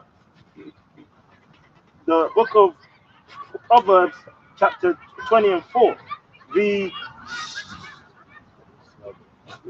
sluggard will not plow by the reason of the cold. Yeah. You know? Yeah, they take, so IUIC was guilty of that. And you had IUIC camps, because I checked, that would take the winter off where they don't even have winter, blood. It was crazy. Yeah. Man, in places where it's hella mild, they don't even have winter, and they're taking the winter off. And when it's really hot, they don't go out either. Yeah. And when it's too hot, they don't go out either. When they're Goldilocks. Oh yeah, But then let me put this to you, because I'm a human being. I'm gonna tell you the truth, right? Man's on that forklift and man's getting that triple pay. Bro, you know what I'm talking about? When you could come in and they're giving you triple pay. You be out there 5 in the morning back in the day on the forklift, frozen as a motherfucker. Yeah, but the man are gonna get that triple pay today. So you're working. So how is it? You Jake that don't go out in the winter? I guarantee you, if I give you a job, and I don't know, let's say they was gonna give you $70 an hour or some shit. And they said, listen, man, you're gonna have to go out there and work in the cold, $70 an hour. Nigga, you be out there. Nigga be running out there like the thing is, we're always remember like based on something right? But it's like Princess Winter Wonderland. The chick wants you to take her out to Winter Wonderland, cold as hell. They'll go out with their chick. Oh, for some pussy? Yeah. Bro, they could go through Gaza, man. It's crazy. But they can't go out and teach the truth. But it says a lot about you. I remember one time a guy came past the camp and he was like, "Yo, man, like, I don't know what you man believe or what you're on, but I see you here every week without fail." Bro, that shows that you're diligent. That shows that you really believe. It impacts people. They're like, these men are not no flops. They believe what they believe, and they're consistent with it. You know, it's like sports. You see a man in the gym rap. You man are in the gym no matter what. Them man are the real man. Them man are part timers. Them man are not serious. Then Ryan Garcia's and that, like, them man don't take them serious. Yeah, I got some here. Book of Romans 12, verse 1. I beseech you, therefore, brethren, by the mercies of the Lord Yahweh Shem Shai, that ye present your bodies as living sacrifice, wholly acceptable unto the Lord our power, which is your reasonable service. But they don't want to put themselves in discomfort. You know? And as well, don't want to put yourself in a way of danger, so we've got to protect yourself with the gas and stuff. IUIC don't like the cold, don't like the heat. They don't want to be discomfort, man. They want to be comfortable. That's why money helps with that. We're comfortable. That's not being a living sacrifice. You know? Yeah, and come on, man. Like, why? There's no reasonable reason why you can't go out and teach in the winter. Like, it is in most places. It's not that deep, man. It's not that deep. You put a coat on and you're good to go. And people are out there. People are out there in the winter shopping and doing whatever they're doing. So there really is no reason. Busiest times of the year, man. Some of the busiest times of the year, yeah. Like, is when you go out there. But niggas want to do things the way they want to do it, right? You know? Appreciate yeah. Luke 9:23, and he said to them all, Yahweh Shai speaking, if any man will come after me, let him deny himself and take up his cross daily and follow me. There you go. And so he's just asking you to go out on a Saturday or whatever day you go out on. Not every brother goes out on a Saturday. And just teach the word. And man can only do that for half a year. Like, come on, man. It's crazy. That's some wild shit. You know what I mean? And then make mockery of other brothers that's trying to get on you to do that. But this is our job. Our job is, you signed up for this. You signed up for the ministry. You got to go out there and teach it. It's called the labor of love. Yeah, the labor of love. Like, the scripture says it be instant in season and out of season. Right. And it says that we're going to lay up our treasures in heaven. So we're going to reap our rewards after. After the fact. In the kingdom, that's when we're going to be relaxing, sitting on chairs and thrones. We ain't gonna have to lift up a finger to do anything no. That we gotta suffer now, but these guys, they want the short-term values. They want everything now. You see them NFL man out there playing in the snow and shit, man. Hot 21, hot, you know. You gonna reap the benefits. Even the prostitutes be out there in the winter. Yeah. True. Pussy got fucking icicles and shit. It's mad out there. Short skirts and all of that. You know what I mean? You love you long time and all that out there in the winter. You niggas is scared of the cold, and then we're dummies. We're idiots for going out in the winter because it's cold. It don't make no sense, but everyone's busy in the winter. Foolish preaching, man, of course. But we ain't dumb though. How are we dumb? It's just don't make. It's not even. How is it going? Well, how are we dumb? How are we bums? It doesn't make no sense. Like, how are you dumb for going out? Like, we're not dying. If you were going out and dying, you might say, "Them niggas stupid." We're alright. Niggas out here laughing. You know what I mean? Teaching the word, and after we go chill. Toes is a bit crispy, but it is what it is. Yeah, put the car heater on blast. Yeah, I got the scripture. Yeah, this is Hebrews 4 and verse 10. For heat, this is get your point. Verse 11. Let us labor therefore to enter into that rest, lest any man fall after the same example of unbelief. Yes, we labor for the rest to come. The shadow of things to come. We don't have to. We're not resting now. This is not our rest. Tell that Micah. So anything we do now on this side, we're gonna reap the rewards later, man. Yeah, don't think about the short-term benefits. Think about the long-term, man. That's right. That's why these guys they got lost in the midst of the Babylonian Jews. They see the people of the world, how they're living and all that. They basically envy the prosperity of the wicked, like you read earlier. Like the Sakaris and all that. They wanted to mix the world in this truth. You can't do that, man. And they don't want to put in the work. That's why the apostles, man, they put pressure, as you're rightfully so, on all of us brothers here.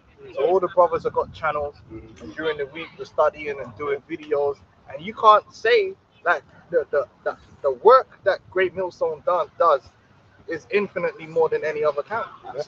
It's a fact. Even our man Vocab Heyman Malone, he did a chart and he put GMS London on the top. Out of the Israelite schools and Israelite groups, he put GMS London at the top, number one. Then he listed all the rest of it, because we are in the spirit. Great Millstone is that is the top, man. We're the top, man. Starting from the apostles and the elders. These man got all them little. The members they got is them ad-libbers on the comment board, man. That's all them man. The most of what them man are doing, ad-libbing. Channels with no videos on them. But yeah, channels with no videos on them. Nah, you come into the camp, we're gonna bring you up on a level. Then you gotta start putting in work. We gotta start putting in work. We're not here for all the barbecue chicken and all that stuff. Yeah, go on now, bring it out. Ecclesiastes 11:4 says, "He that observeth the wind shall not sow, and he that regardeth the clouds shall not reap." There you go. There you go. I know we're not out here like husbandry. Yeah. Just so. If we don't go out there and preach, then how can we reap? So you gotta put your hand to the plow and start working. And farmers are like that. Farming, that's why the scripture is like that, because farming, in order to get to the most of the work is done in the winter, right? In the winter months and the spring, and then you reap all the benefits. You can't be looking at the weather, man. Or if you got cattle out there, you got work to do. Oh, it's too cold today. The animals might die, bro. You gotta get up and get the job done. That's why I really like Clarkson Farmer speaker. Yeah, you know. No, but it was real because in this modern world, all of that stuff is over there. Like we just go to Tesco and the food's there, right? But that really shows you like this. And the thing is, one of the things that got me as well is even this woman is joining him out there on the thing. Well, you have to, But that's why there's this whole idea that Esau brought in women working. Like, bro, women always work. Well, if you had a family farm, and even in the scriptures, the women were out in the field, like getting in the harvest, man. These guys are, essentially as many hands as you can. yo, what the fuck, man? Time's important. It takes yeah, you gotta get the job done, man. But but these guys in the truth, they don't see it as that. They're IUIC, they're not really about that, really. ISUPK, you don't really see individual members doing things. Everything is like maybe the camp does something, and then Tazaryak is out there doing his media tours, but that's about it. It's all right. Don't want to join the camp.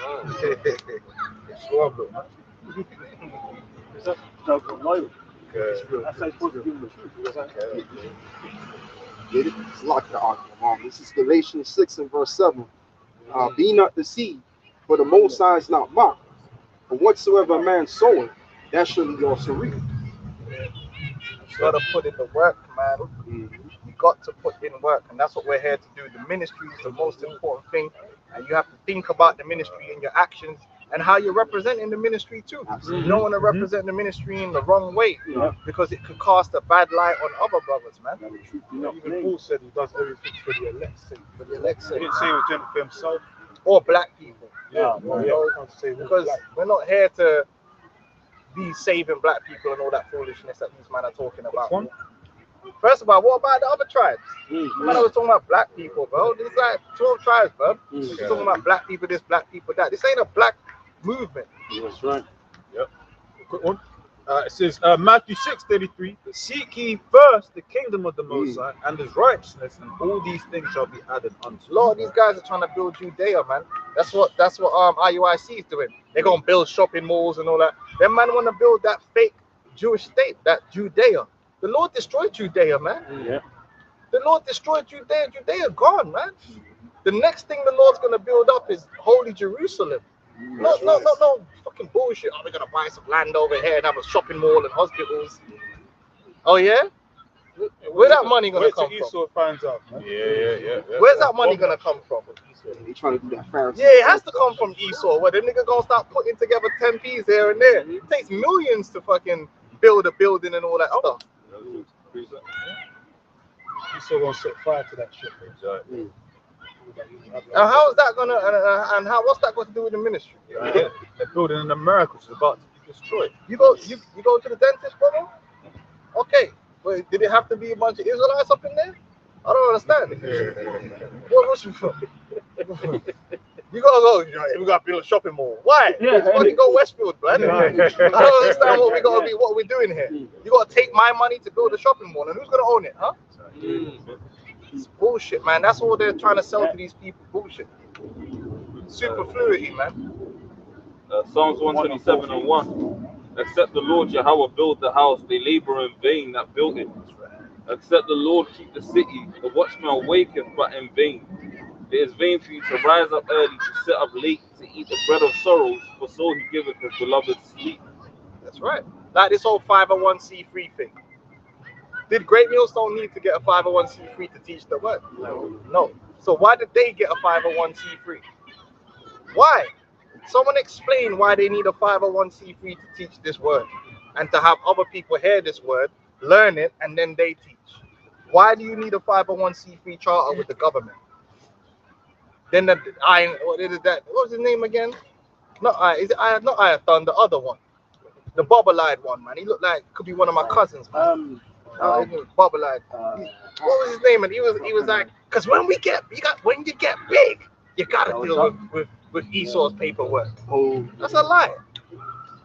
That's a lie. You do not need a 501c3 charter to go out there and teach the word.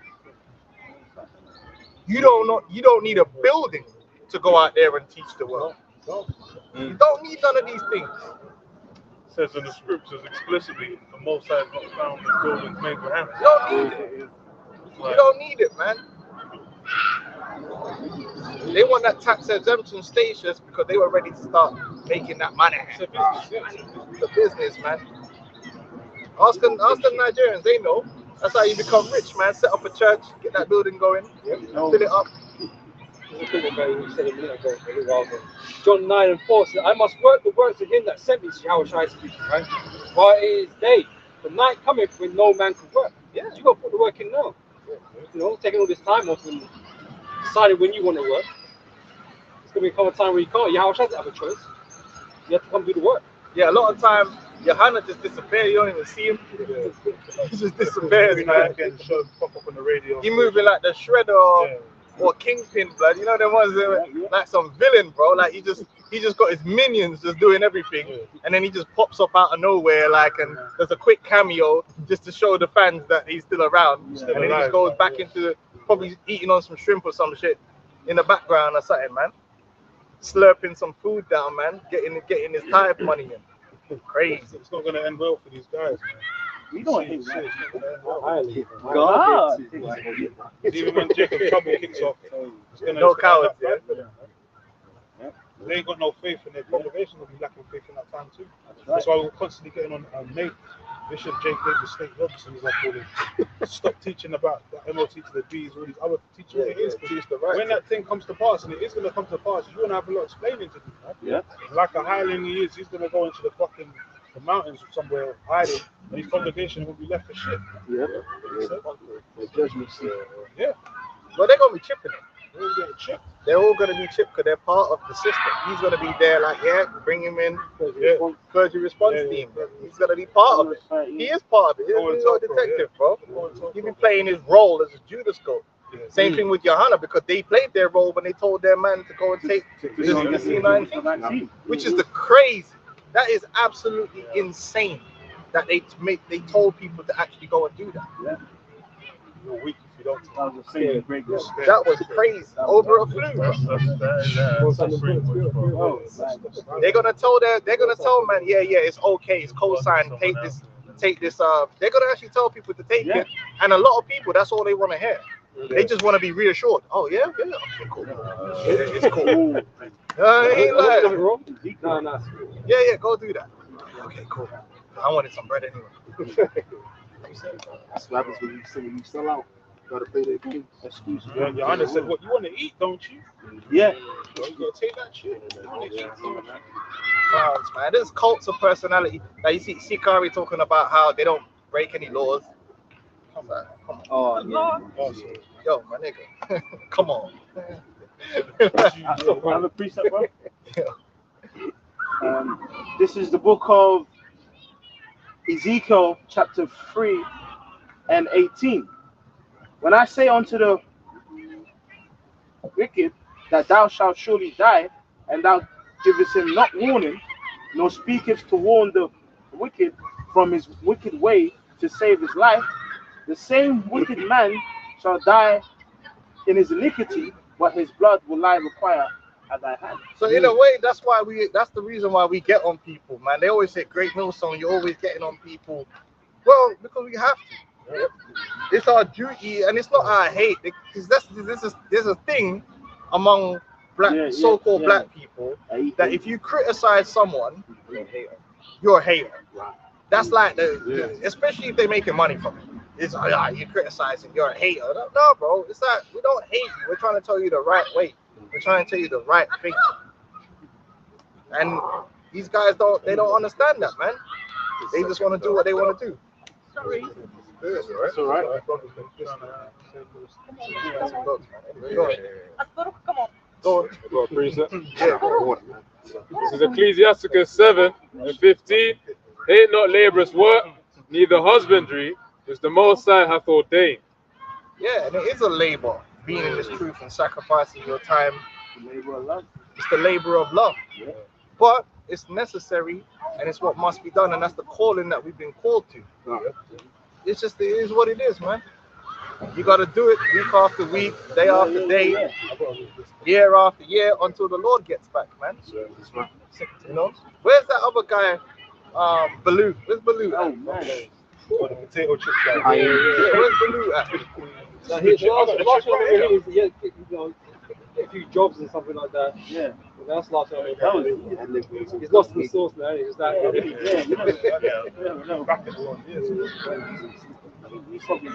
Where's all them dudes that started talking about flat Earth? Where they? Yeah. Oh shit. Yeah. Was on the boat.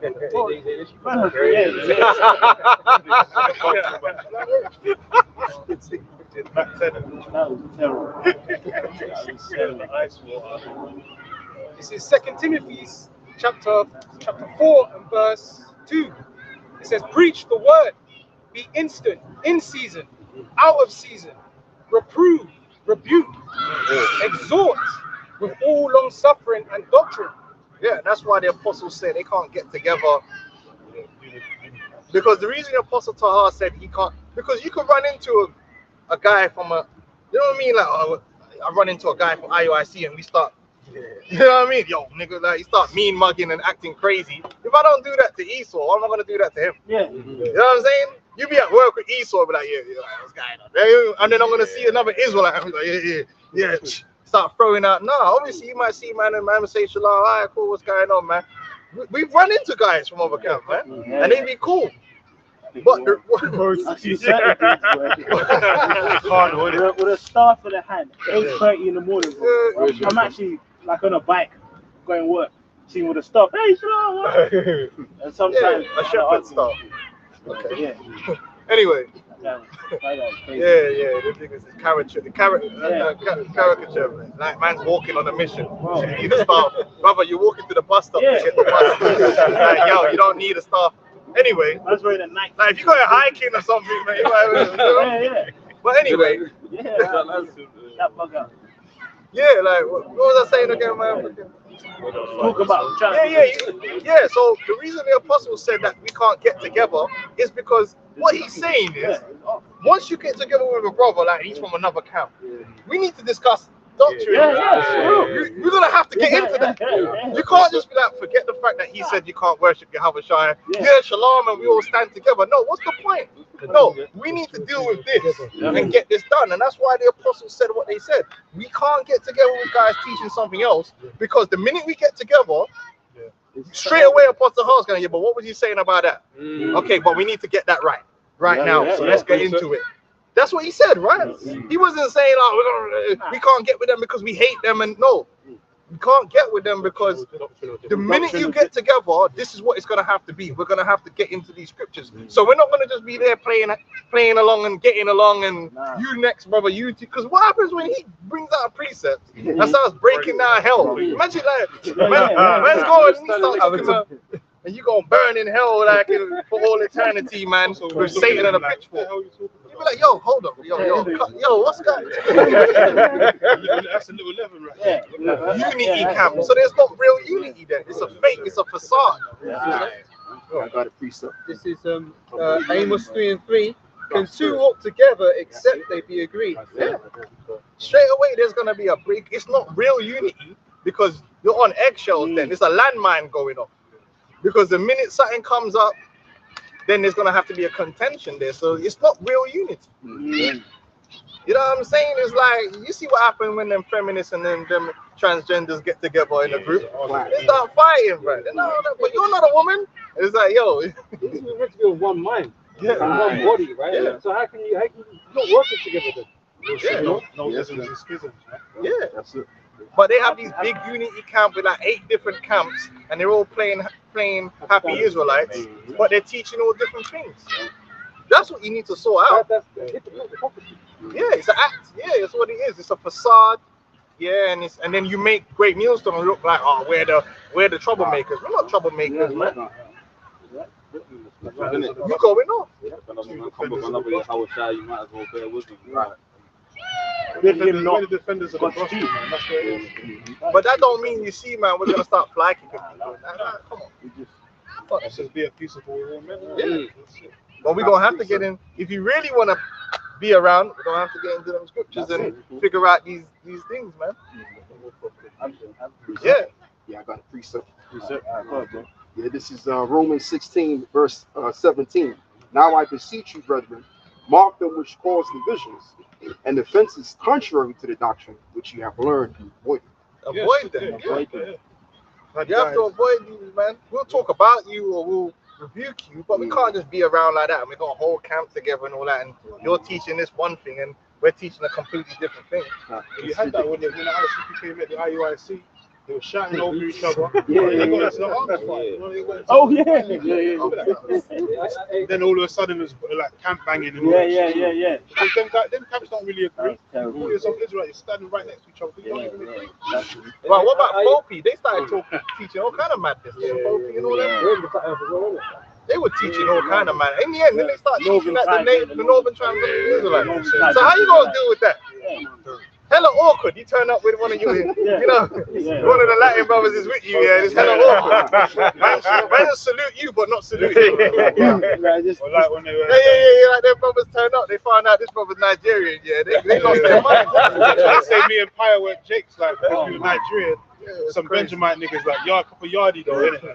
Yeah, Israelites. And but then I come to find out I'm Benjamin. But you're still teaching. Yeah, I'm still teaching. Where they smoking weed somewhere.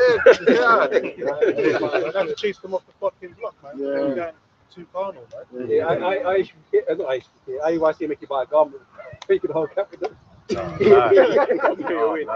Wow. Quite a bonds in the camp, innit? Yeah, camp starter kits. The elders never did that. Real shit. Like, it helps you. You do things yourself. The elders did provide. We did have posters where you could print the poster, but you didn't have to buy it. You didn't have to pay for it. Obviously, we had to pay to print them ourselves. Brothers was doing that, man. Make your own garments. What am I charging you for a garment for? Camp starter kit. You're bored to make garments. And they ain't cheap as well. You know they're charging man an arm and a leg. Yeah, because the reason you're doing that is, again, making merchandise. It's a way, when you make everyone have to wear the same uniform and buy it from the same place, revenue. And it's a monopoly too, yeah. Which, again, when you go back in history, this whole idea of uniform is a very modern day thing in the military. You go back beyond the Romans. It was the Romans, I believe, were the first ones to actually start having a uniform for all their soldiers. Prior to that, you dressed uniformly, meaning your cultural dress would look so similar. It looked uniform, but if you look closely, every man was really wearing their own thing. But again, if you're Israelites and everyone's got fringes on, it don't matter if this man's wearing yellow and you're wearing blue. You know that we're all in the same team because of the general way that we're dressed. There wasn't no printed out same uniform. The Romans did that. And that's what you niggas taking and marching around in that same uniform way. Yeah, they look like police, man. They're going in marches and that. They look like soldiers. Yeah, that's not our. Gad never did that. Gad was all dressed like Gadites, but it wasn't no uniform. But you knew they were Gadites when you see them, innit? Like, so these guys, man, their head ain't in the right place. Titus 1 and 10. For there are many unlearned and vain talkers and deceivers, special day of the circumcision. Who call themselves Israelites, man. Deceivers, man. And that's what Sicarii is. We know the little dirty little things that you were doing. I'm not gonna say everything, but I was there. Me and the Paya Allah was there when you were making your little phone calls and saying certain things, doing the little sneaky things, man. We know what you were doing. But that's how some guys are gonna be. They're gonna be deceivers. But the scripture says, man, there ain't nothing hid that shall not be revealed, man. All you guys are gonna be revealed for what you are, man, which is charlatans, man, hypocrites and fakes. That's playing caricatures of being a man of the Lord. You're not real men of the Lord. Anyone can act humble, you know, but in the end, your actions will show through. Your pride will show through. Yeah. In the end, it'll all come out, just like Femi came out finally. No, like stay humble stuff, man. Yeah, just be yourself, man. Whose mouth must be stopped, who subverts all houses, teaching things which they ought not for filthy lucre's sake. For filthy lucre's sake, which is that money, man. And that's a lot of these guys, that's what they all have in common. The money generation, the merchandise that they're making out of people. IUIC, merchandising. ISUPK, merchandising. Shikari, merchandising. Behind the scenes, they're saying speculatively. I don't know, but they're saying the reason why they're breaking up the Safaris might be money issues. Yeah, I mean, he come out and said that ain't the case. And I don't really care whether they broke up because of money or not. Yeah. What I do know is you're making merchandise out of people. Making man pay for this course and that course and this course, man. Paying for Hebrew names. Hey, yo, for real? Wow. Yeah, we were doing that before you got cut for it. Yeah. You set up a PayPal for getting the Hebrew name, you got to pay me. Actually, I remember that. Yeah, he got cut for that. And then he said, no, this is going to stop the PayPal. I think the longer the name is, it's more money. Yeah. Like put name on the back of a shirt. You got to pay for each character. You got to pay for each character. Was it? Oh shit, that's crazy. But you know what that reminds me of? You know when you play those games and they try and monetize every aspect of the game, like you know, buy skins. You know, you probably gamers. You know what I'm talking about. You know the game. Yeah, they'll monetize every little tiny aspect of the game. I was watching the live one day, Sakari. It was on the Day of Atonement, I think it was. And they were on that particular day, I can't remember what day it was, but they used that date as a super chat to say, yeah, pay this, and then we'll like go into certain lessons or whatever. You got to pay this $2 dollars, or you got to pay the $22 dollars. There was that date, innit? And they was using that to say, yeah, this is Day of Atonement. They pay this in the super chat and do that. And they were just calling out names. It was about money, man. They saw the money that was coming in, and then they lost their head. Like, oh shit, I can make money off this thing. Now look at them. I mean, fuck. That's it. That's crazy. That's crazy. Patreon and all that shit. I got one piece of here. Malachi 3:18. Then shall ye return and discern between the righteous and the wicked, between him that serveth the Most High and him that serveth him not. That's what's happening right now. That's why Assad, and I remember Apostle saying this time ago, saying Assad needs to leave Safari, and in the spirit, that's what's happening right. Because he could be part of the elect, he might not be, but who knows? But he had to leave that group because them guys are not right, man. The leadership is tough. Then you got Deep in the car, that guy, he's already, had issues. Yeah, he's even stepping away. Always cleaning up after Gorilla after he put his foot in his mouth, man. He wants to step away. So that's why the apostles been saying it. A lot of camps are going to be getting disbanded. Yeah, he said it. Now it's happening, man. Crazy. All right, last scriptures and then we'll close up. This is Matthew 7 and verse 16. You shall know them by their fruits, and do man gather grapes of thorns, or figs of thistles? Even so, every good tree bringeth forth good fruit, but a corruptible tree bringeth forth evil fruit. Yeah. And we're not here to be that corruptible tree. We're trying to do it the right way so we can get the right fruits, man. Simple as that. When that MOT to the B comes out, then you're gonna know Great Nostrum was always right, man. You should already know that already, man. That's why these men have to start talking about CBDC. Now go back and check who was the first people to be talking about CBDC. After we was talking about it, then they had to talk about it. To try to slide it in. To try to slide it up in there, man. But them man had you man like fools talking about where's my dog? They might bring a microchip, but that's not the mark of the beast. It's just try to sprinkle it. All right, cool. Embargo. Try to sprinkle white it. women. Yeah, it was white women. Oh, it's an embargo. Hey, that's why we got the algorithm, man. So you can learn what an embargo actually is. Man. Get your finance knowledge up, man. Don't let no man tell you it's an embargo. They don't even know what embargo Small is. nations and great nations. So the white people. Terrible. Yeah, well, come on. White people. Shit. That's crazy. Sure. This is Matthew 23, verse 25. It says, "Woe unto you, scribes and Pharisees, hypocrites! For you make clean the outside of the cup and of the platter, but within they are full of extortion and excess." Yeah. And he's the same guy talking about how they don't break the law. You gotta watch out for a dude that says they don't break the law. Just like you gotta watch out if you know that person that says, I don't hate anybody. You gotta watch out for them people there, bro. Anyone that says foolishness like that, that's it. Yo, I run from a guy like that. Don't tell me you don't hate no one. That's crazy. There's no one you hate. I don't hate anybody. I love everyone. Yeah. Yo, that's a big hater right there. That means they probably hate you, bro. That's crazy. It says, "Thou blind Pharisee, clean first that which is within the cup and platter, that the outside of them may be clean also. Woe unto you, scribes and Pharisees, hypocrites! For you are like unto white sepulchres, which indeed appear beautiful outward, but are within full of dead men's bones and full of uncleanness." Yeah, that's that putting on the act, trying to wear nice garments and it's all an act, but the substance isn't there. You know, the underbelly is nasty.